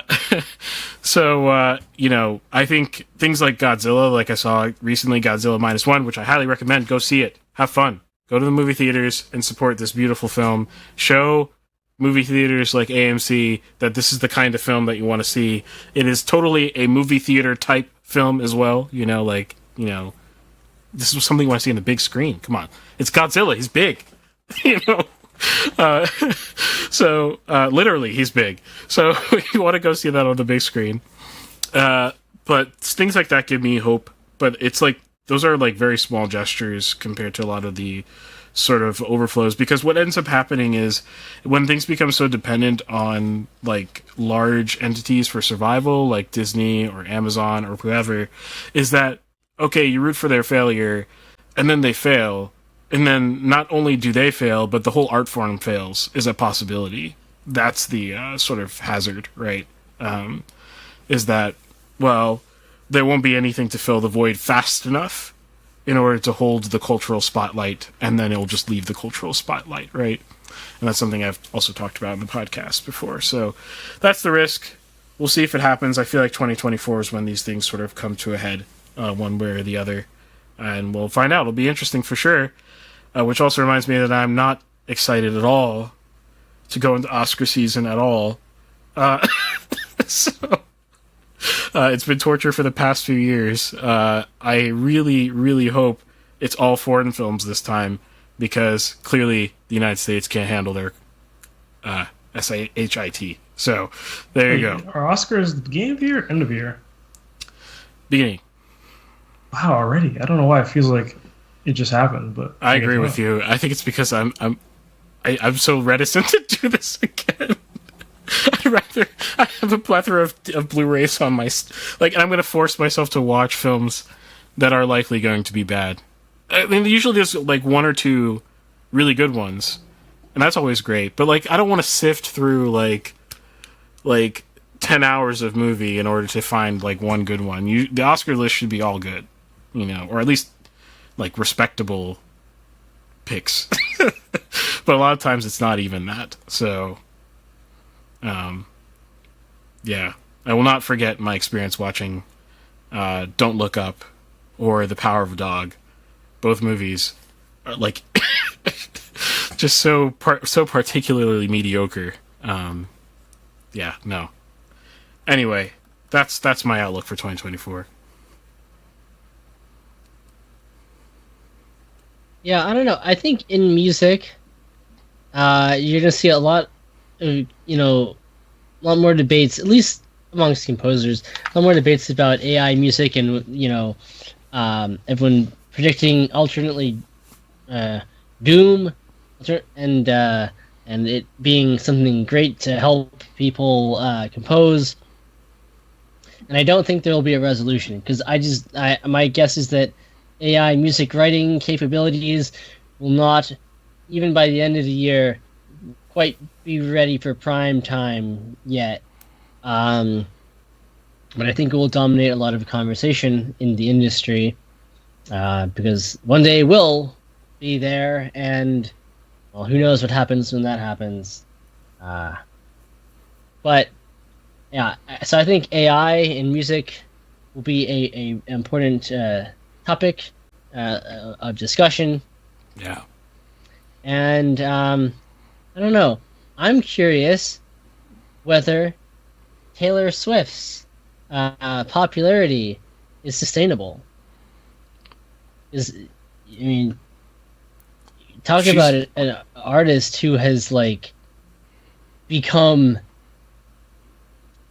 I hate to like use this phrase, but back in the 60s when the Beatles are at the height of popularity, and John Lennon said, whoa, Beatles were more popular than Jesus. I mean, that's kind of Taylor Swift, that complete dominance not only of the musical scene but of like people's like obsession in daily life.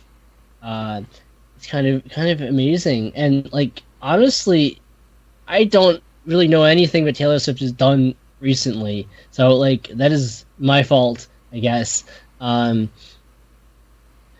I remember like probably like 2010, when she started her career. I mean, that's a long way to come from like someone who just kind of there, like unpopular and then kind of in the background to like having a complete stranglehold on on the music industry's attention. So I wonder if that's sustainable. Whether she'll popularity kind of wane, whether does anybody else has the ability to assume that mantle of insane popularity or not. Wait, how popular is Taylor Swift? I didn't know she was like. Oh, it's crazy. I don't know. I thought she was just popular, but No, it's not just a little bit. Yeah, a lot of people, I feel, hang on to every word that falls from her mouth. We have it's been the Daily News or New York Times or some big news outlet hired someone to be the dedicated Taylor Swift reporter. That's all the guy does. Is keep up with the latest Taylor Swift news, and it's kind of scary that, but in a way though it's interesting. Well, one thing that's interesting to me is that for all the popularity that I hear about, that she has, I've never gone anywhere, heard anyone playing her music. If I want to hear her music, I have to myself. I said, the burden of opening YouTube Music and searching Taylor Swift and hitting play. I can't just nobody's just exposing me to it. Different than if I walk into a store right before Christmas, I will hear Mariah Carey sing "All I Want for Christmas Is You." Nobody was playing Taylor Swift, But granted, she wasn't a That's Christmas her next song, project is a Christmas album. I mean, can you really be a popular musician and not have a Christmas album? Exactly. I don't know. So I don't just mean the Christmas season. I'm using it as an example, but you'd think that her music would be unavoidable, but it's proved to me to be very avoidable.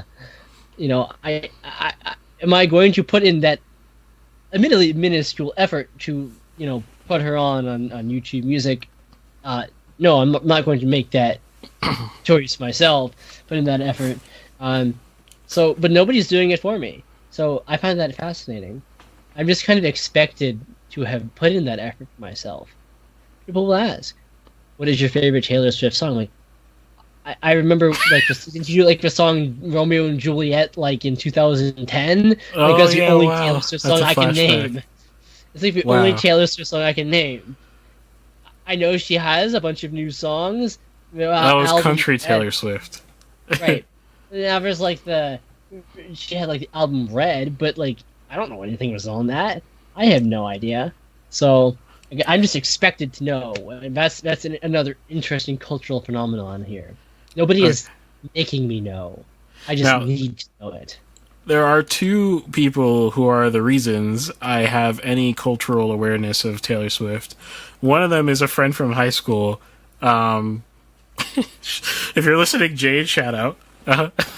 Who was absolutely obsessed with Taylor Swift, and made sure I knew what was happening every day, even though I never asked for it.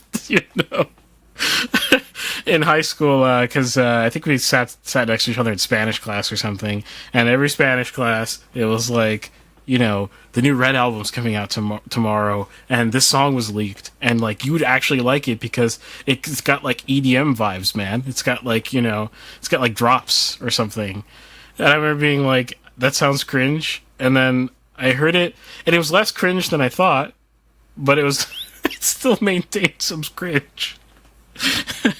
But to be fair, going forward, I think my next large exposure would be through Steph's friend Arshdeep. Steph listens to Taylor Swift occasionally too, very particular albums, and actually those particular albums is kind of where I'm going.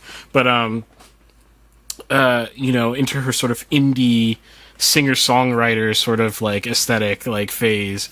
And everybody she's dating is now the top thing everyone wants to talk about, and how it affects her songwriting, which I always get suspect when the news about the art is greater than the art itself. Like, people spend more time analyzing the drama instead of analyzing. Like, it's cool. It's fine. Like, if you want to talk about like the background to things, that's natural and normal. But it's like weird when like the subject isn't the music itself, if that makes sense. And it's like it's really this, and this is kind of just like this other interesting tidbit, alongside the whole thing, is this song. But there's like some Taylor Swift. I don't know what's considered like a back catalog versus like what everyone knows or whatever, and I couldn't name a single song. But there's some stuff that she's released that is very well written, I will say, like both lyrically and musically, and just some like interesting stuff, like stuff that I think would sort of what's the right word, desensitize the popular ear to like more complex structures and sort of musical palettes. There are a few of her, there's a song that she has that was in like that's really popular apparently, that's like in 5/4. I just think that's cool. Like, I'm like, that's neat. And some like just good poetry, and I'm like, why don't you just do this all the time? Because I feel like this is the cool stuff, and this is super popular too. But maybe that's what she does all the time. I have no idea. I have no clue. So I randomly know, like, I don't remember the names, but like the boyfriends are like the number one topic apparently. I don't know. 99 Crime says, when the subject becomes the drama is weird. I agree. Yeah, it's a little. I mean, to some extent, though, music has always been that way, right? I mean, you could go back to like Ron's List, and he would toss his gloves to the audience before he started playing the piano, and the woman that they landed on faint, and everyone was screaming for It's not like a totally new thing, to be like obsessed with your beloved star's life and wish to be romantically, interested in their romance, right? Or like the Beatles, every girl goes to the Beatles concert and is screaming and hoping that the Beatles, one of them would look at them and oh, I'm going, I need to marry George Harrison or Paul or whatever. It's not like a new thing, No, it's definitely not new. What? What'd you say? It certainly sounds concerning. I mean, these days though, like Liszt is a serious, like, one of the most important piano composers of all time, But yeah, at the time he was pretty important, pretty important as this desirable performer that women were interested in. So. Yeah, I suppose so. That does make a good counter argument. Yeah. Sorry, just the thing that keeps coming to mind is, like, I was recently at a coffee shop when I was in Jersey for the holidays, and no, Nathan wasn't with me. No, this was it was one of the days between Christmas and New Year's where I was sort of doing work, light work away, and the people, like, at this cafe, the people behind me they were the most, I'm sorry, but like I couldn't like create a better stereotype for what everyone thinks a Swiftie is, if you get what I mean. like, and it was some of the most, like, I felt like I was losing, like, I don't know, maybe like 10% of my brain power every like every half hour, and it's just like, I don't know how you could talk about someone of, like, I don't want to say no consequence. That's not the right phrase. She's of high consequence to culture, but like, I don't know, like, dire consequence. Maybe that's the better phrase. I don't know. In the sense that if Taylor Swift disappeared tomorrow, maybe some people would die. I don't know. Maybe I don't know. But like, wow, like I was just like, you guys don't do yourself favors with your stereotype. It was very unbearable and shrill and horrible. And I'm sorry to those people, but please step outside like you're smoking. Like, smoke outside, talk about Taylor Swift outside, That's my opinion. I guess we could ask the question, with the economic impact of Taylor Swift, and if Taylor Swift says, go and watch a Disney film. Oh my goodness! That something like that. I'd pay her millions. Or she says, or that's, you gotta get Taylor Swift, like, if you're an indie film, you gotta get Taylor Swift to advertise your film. Wait! But is Taylor Swift going to be in the next Disney live action movie? That's a reality I can actually see. Okay, maybe. No, the in a question musical. Is, can you lock her services up first? Can you right? If you're an indie filmmaker, I mean, maybe you don't have enough money to secure her services, but definitely don't. I mean, is that how is that one way? Or maybe she has a vendetta. Indie film.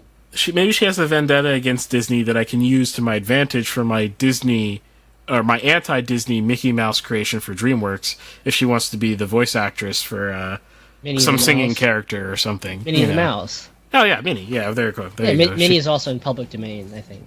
Ah, perfect. This is happening slowly but surely. We'll take out the big mouse with our rebellious take on Mickey Mouse. You know what? I should. One idea I've always had on our Discord, and maybe I'll implement it this year, is just like having stupid like running stories. I don't know why those like give me so much joy, but like I don't know if you've ever played those sort of online games or like forum games or whatever, where like everybody makes a sentence for the story, and then you just kind of keep going down. We should do that. That'd be really fun. And we'll write the Mickey Mouse one. And let's try to keep it like somewhat like coherent. Like, let's create some good lore for our Mickey Mouse alternative universe. That's what we'll call it, the Mickey Mouse alternative universe. Mao. M-A-W. Or M-A-U, sorry. Yes, Mao. Check Stream Media. Oh, okay. Did you just generate that? Like, yeah. How did you get the text to generate? I didn't ask for it. I just did it. What? That's crazy. Yeah. Let me. Can I share it? Yeah. Okay, let me put it in the chat so you guys can see what Nathan. Your Discord link. Join our Discord. There you go. Oh gosh. I tried doing my original prompt was let me go back to it. An image of a quote no Taylor Swift indoors end quote sign in the style of a no smoking indoor sign. But then I said I'm unable to generate images that depict specific real people, including celebrities like Taylor Swift. So I just asked it to rewrite the prompt and when it's compliant with its content policy, and then it made that. Ah. Well, that works perfectly. Yeah. I like how like the line that goes through like, the crossing, it partially like goes over her and then like goes through her. It goes through her bangs. Specifically. Yeah. We have penetrated the shield. Oh man. Yeah. Sorry to all your Taylor Swift fans out there. I don't know if I literally have no opinion on her like music. I haven't like intentionally ingested her music in such a way for me to have an opinion. Other than there are some pop songs of hers that are like radio songs that I find absolutely irritating. But that's not indicative of the whole. So I'm not gonna like, Yeah. You know, maybe I've heard good stuff too. Maybe I should put in the effort and like just listen to the entirety of Taylor Swift. Yeah. I don't actually. I wonder the entirety how might much be pretty music large. that is. Well, that's my question. How much music like in terms of length is that? It might be a long term goal. I feel like artists like that like tend to drop like once a year, like which is crazy. Like that's so frequent, you know. How do you tour and make an album in 1 year? Okay. Like that's so much. So let's watch me wreck all of the algorithms that have been built up on me by Meta. I'm going to look up on YouTube Music Taylor Swift. All right, Taylor Swift. First of a kind search by Ben. See, so we go to albums, all right, and we'll put them in chronological order. Let's see how many albums. All right, so we have the first album from 2006. Wow, 1, 2, 3, 4, 5, 6, 7, 8. Oh, but some of these are like deluxe edition, so we're not gonna count that. We have 1, 2. Oh, she did a holiday collection from 2007. Ooh, wow. Yeah. Okay. We have 1, 2. Just can't compete with Mariah Carey, 4, I guess. 5. This is the start of Ben's Swiftie arc. 6, 7, 8. Next, Ben will be 9. streaming live from a Taylor Swift concert that he paid 11, like $400 for Terrible Seats for. 13, 14, 15, Oh 16. gosh. You say Okay, 16 albums? She has 16 albums and like No way. I guess 17, That's a lot. 18. Almost one per year. 18. She's like, but she's still like 18. I think it's like 18 albums, but like a lot more. But they're like the live version, the like okay. super deluxe version, but deluxe version, you know, a lot. But so it's like 18. Well, okay. I'm also counting. She has all these like folklore, the Saltbox House chapter, the Sleepless Nights chapter, the Escapism chapter. Yeah. So if we count all those, if we count, I don't know what folklore is. If we just count it as like one multi like album project, it's probably like 10. Yeah, say maybe Still a like, decent amount. That's a yeah. it's kind of crazy because like I was thinking like, okay, like what if she has like a ghostwriter or something like that? But like that's still a lot because like Drake had a ghostwriter, but he has like 9 albums. One of them ain't even write entirely. It was like 5 album. The Taylor Swift Holiday Collection from 2007 has the song "Last Christmas," "Christmas Is When You Were Mine," "Santa Baby," "Silent Night," "Christmas Must Be Something More," and "White Christmas." That was like covers then. Yeah. Yeah. Okay. Oh, no, but most people don't write their own Christmas songs. I thought it was like a Own Mariah Carey songs. type deal. It's trying to like compete, you know, but I guess not. Yeah. Well, actually, I don't know. I'm not actually sure that I don't know the song "Christmas Is When You Were Mine," I don't but either. I presume it's not hers because it only has 2.8 million plays. Funnily enough, the one with the least plays on this album, at least on YouTube Music, is "Silent Night." Yeah. Last Christmas has 59 million. Silent Night has 1.6 million. Wow. Yeah, nobody Yeah. wants to hear Taylor Swift sing "Silent Night."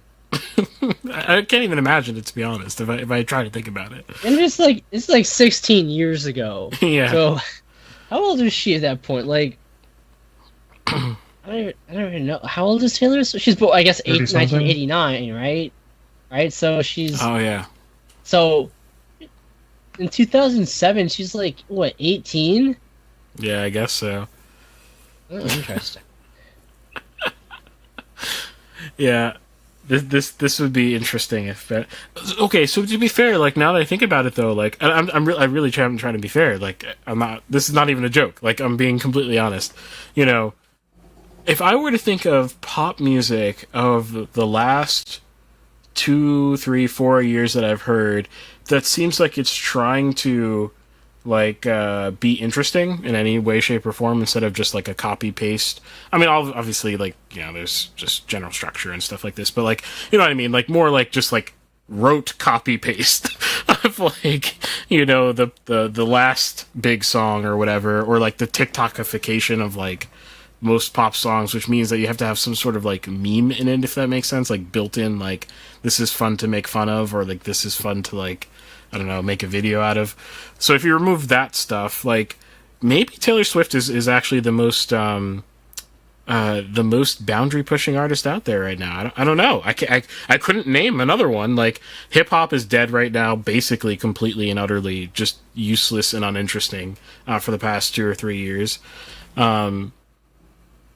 You know, what's happening in like EDM? Like, is anything interesting happening in EDM? I've not heard anything happening in EDM. Like, you know, so like radio pop, like all sounds like something you could have listened to 3 years ago, like almost wrote, you know? So like maybe Taylor Swift has the most like clout right now in terms of the artistry. Could be the case. Could be the case. But someone's gonna then send me a song that I will absolutely hate, and and then I will have to retract my statement. Nine Crime says, "Don't sleep on Miles, the best rapper of all time." I've never heard of Miles. I'll have to go check him out. Miles. Cool. Sweet.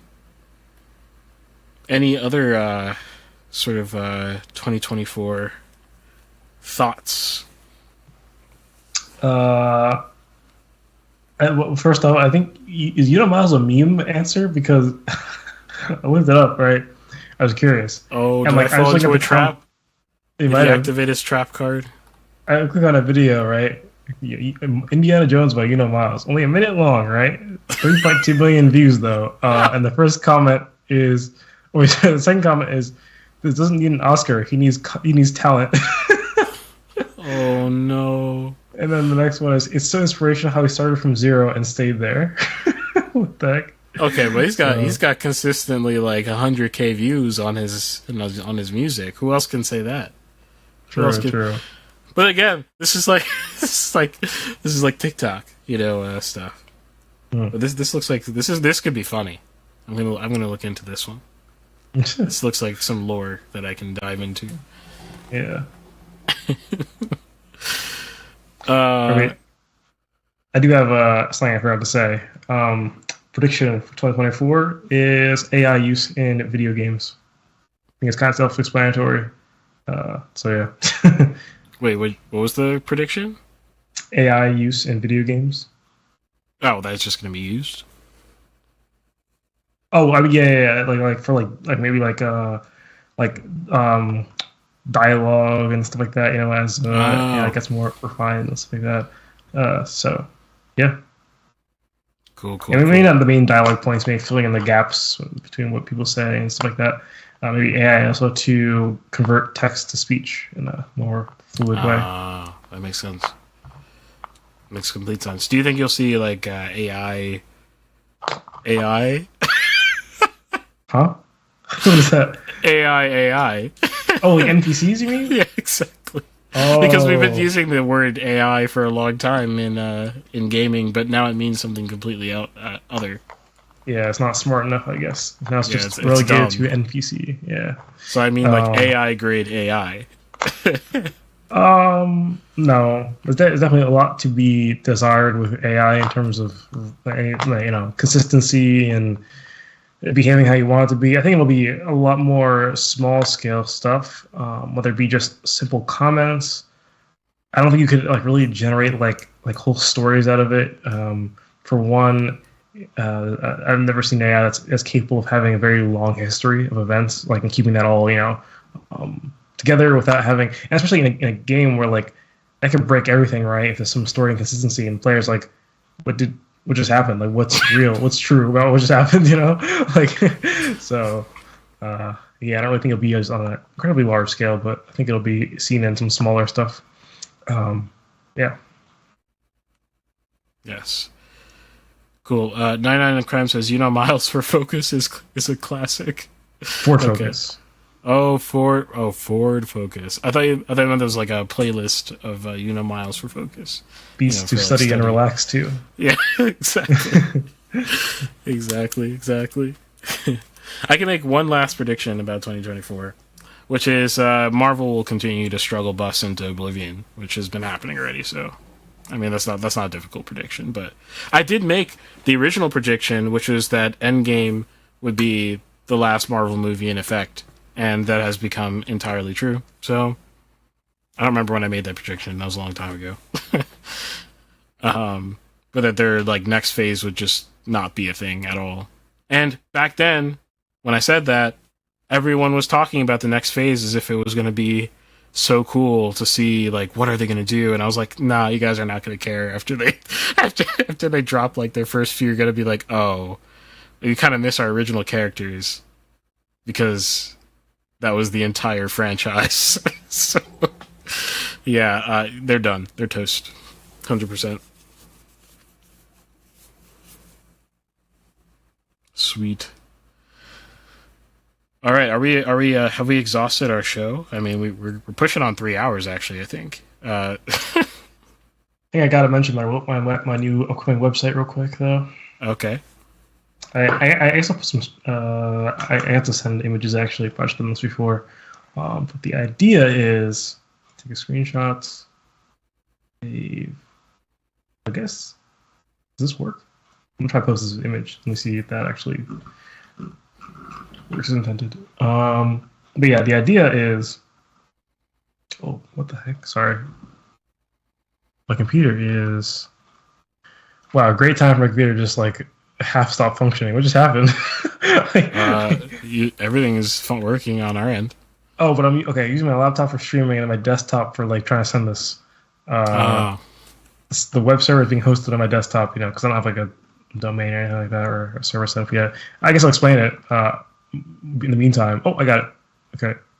Stream media image. Okay. Cool. The idea is that it's a video game news article aggregator that uses AI to create certain feeds. So in this case, basically, I'm using AI to figure out the top 5 trending topics currently. And so this data set's a little old, it's probably like 2 weeks old or something like that. And the trending things were 2023 gaming wrap up. So there were tons of articles about, here's what we learned from 2023, or here's our favorite games of 2023, etc. There's GTA Insights, which was actually a couple of articles about some GTA leaks, and one about some GTA reference in Cyberpunk 2077. And then there's a trending topic called Starfield Buzz, a couple of articles about Starfield, just general ones. There's Best of Awards 2023, as 2023 was ending. There was PC Gamer released a bunch of articles about like best in various categories, which definitely caused that to happen. But there was also like best Xbox deals today happened to be that week apparently. Then there's Baldur's Gate 3 coverage was the last trending topic, and there's a bunch of random Baldur's Gate 3 stuff. And so, yeah, I have this sort of like trending page. Or can you put that up? Or yeah, let me nab it. Okay. Wait, where'd you put it? I put it in Stream Media. That's where it is. Oh, okay. Yeah. So yeah, it gets a bunch of, it aggregates the articles, and then you can actually click on the categories, and it shows you the articles that fit in those categories. I think it'd be cool to also have a feature where you can custom tailor a feed for you. So you can say, I'm interested in these things, and the AI is able to sort out those articles about those things and put them at the top, and then everything else goes at the bottom. I'm also using DALL-E to generate the image for each trending topic. It's work in progress, but oh gosh, the screen is interesting. I'm figuring it out. Okay. I can also send like the link if that helps, just in the chat, I guess, to the image. Yeah, I'll pop it in the chat. Okay, cool. But yeah, it's kind of works. I'm not done yet, obviously. So the sort of basic skeleton of the website. So yeah, I got that part working so far. Cool. Yeah, by the way, if you're on Rumble, I see there's some people watching on Rumble, and you're wondering, can I chat in this chat, and I can't click links in this chat? The easiest way until there's like proper integration, like I don't know if it's ever coming from Restream, if it ever will, but It's just go to Discord and just chat on Discord while we're streaming, and then everything populates the correct way and whatever. But I always have a Rumble window open anyway, so if you chat on there, I will see it. Yeah, so Discord link in the description. It's awesome. But yeah, also, wait, so did you say people can check it out now, or Nathan? Oh, is he frozen? I think he's frozen. Oh no. What happened? Let's see if he's chatting somewhere. Oh, he's not even on Discord. Excuse me. Oh, there he is. You're muted or something.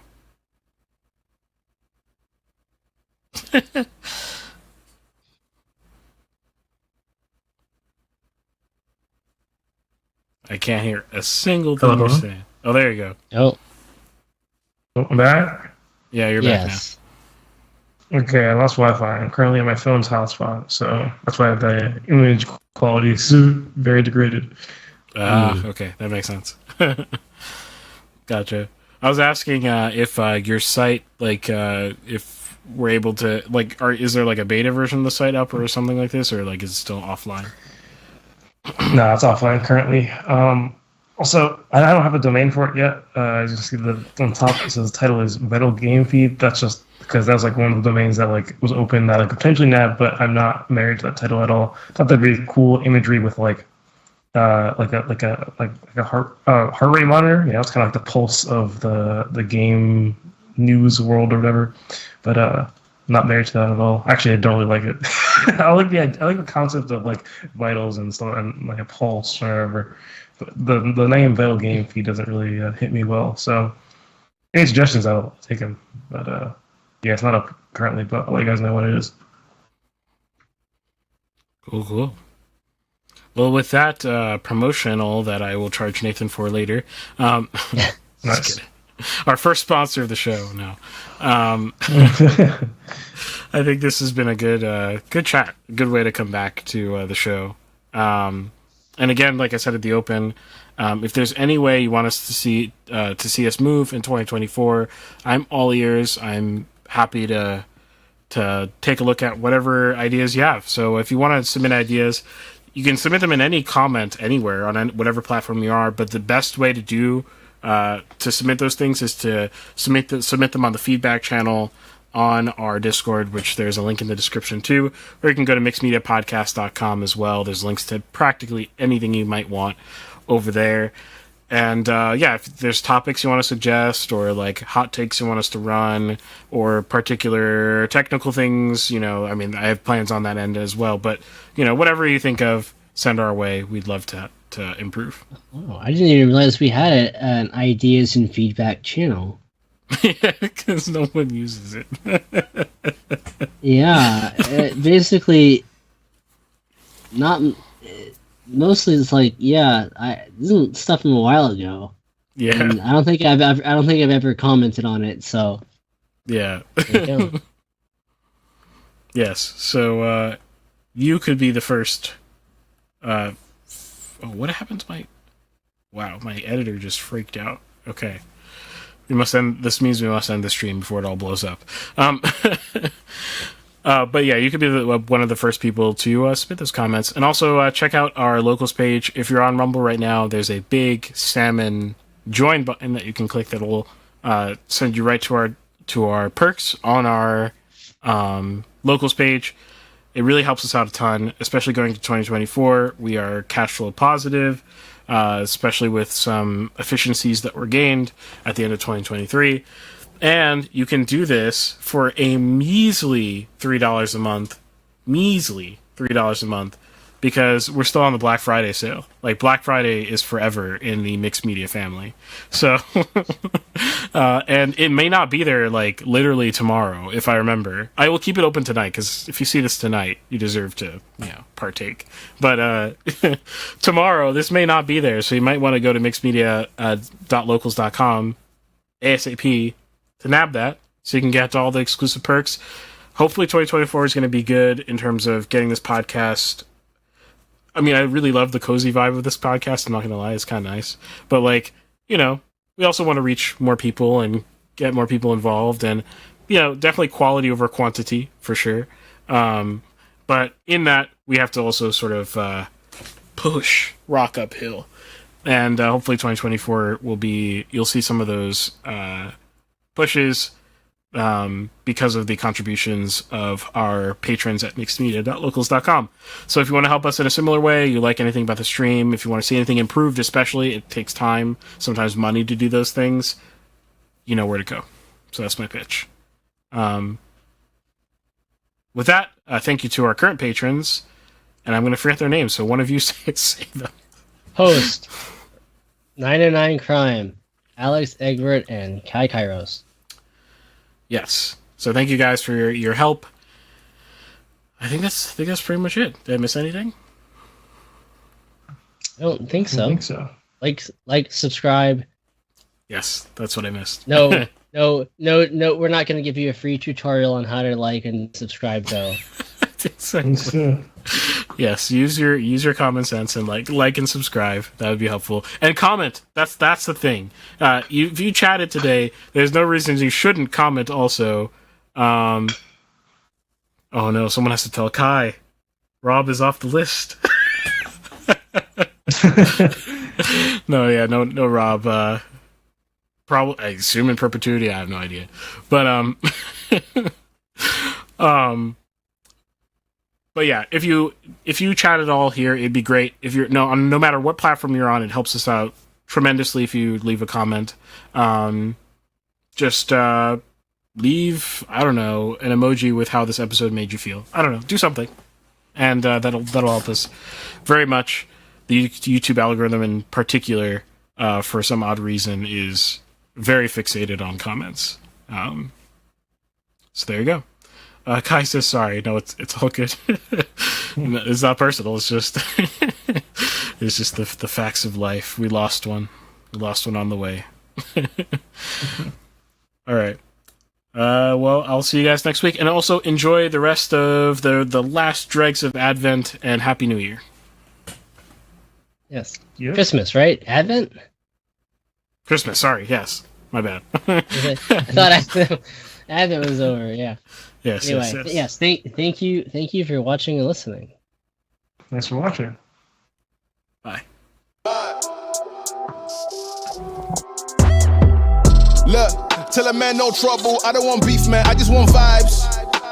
Big man like me, no need for the telephone hype. I got too much getting online. One rule, then I'm on side. Wrong move, I bet they gon' ride. No need for the telephone hype, nah. No need for the snoozing. Big whip outside, I'm cruising. Big stick inside, no losing. Better watch out for the snake and Judas is. Don't ask them who this is. I bet they know what I'm moving in. I bet I show it into a dim. How you hate and then lose again? How you hating my vibes?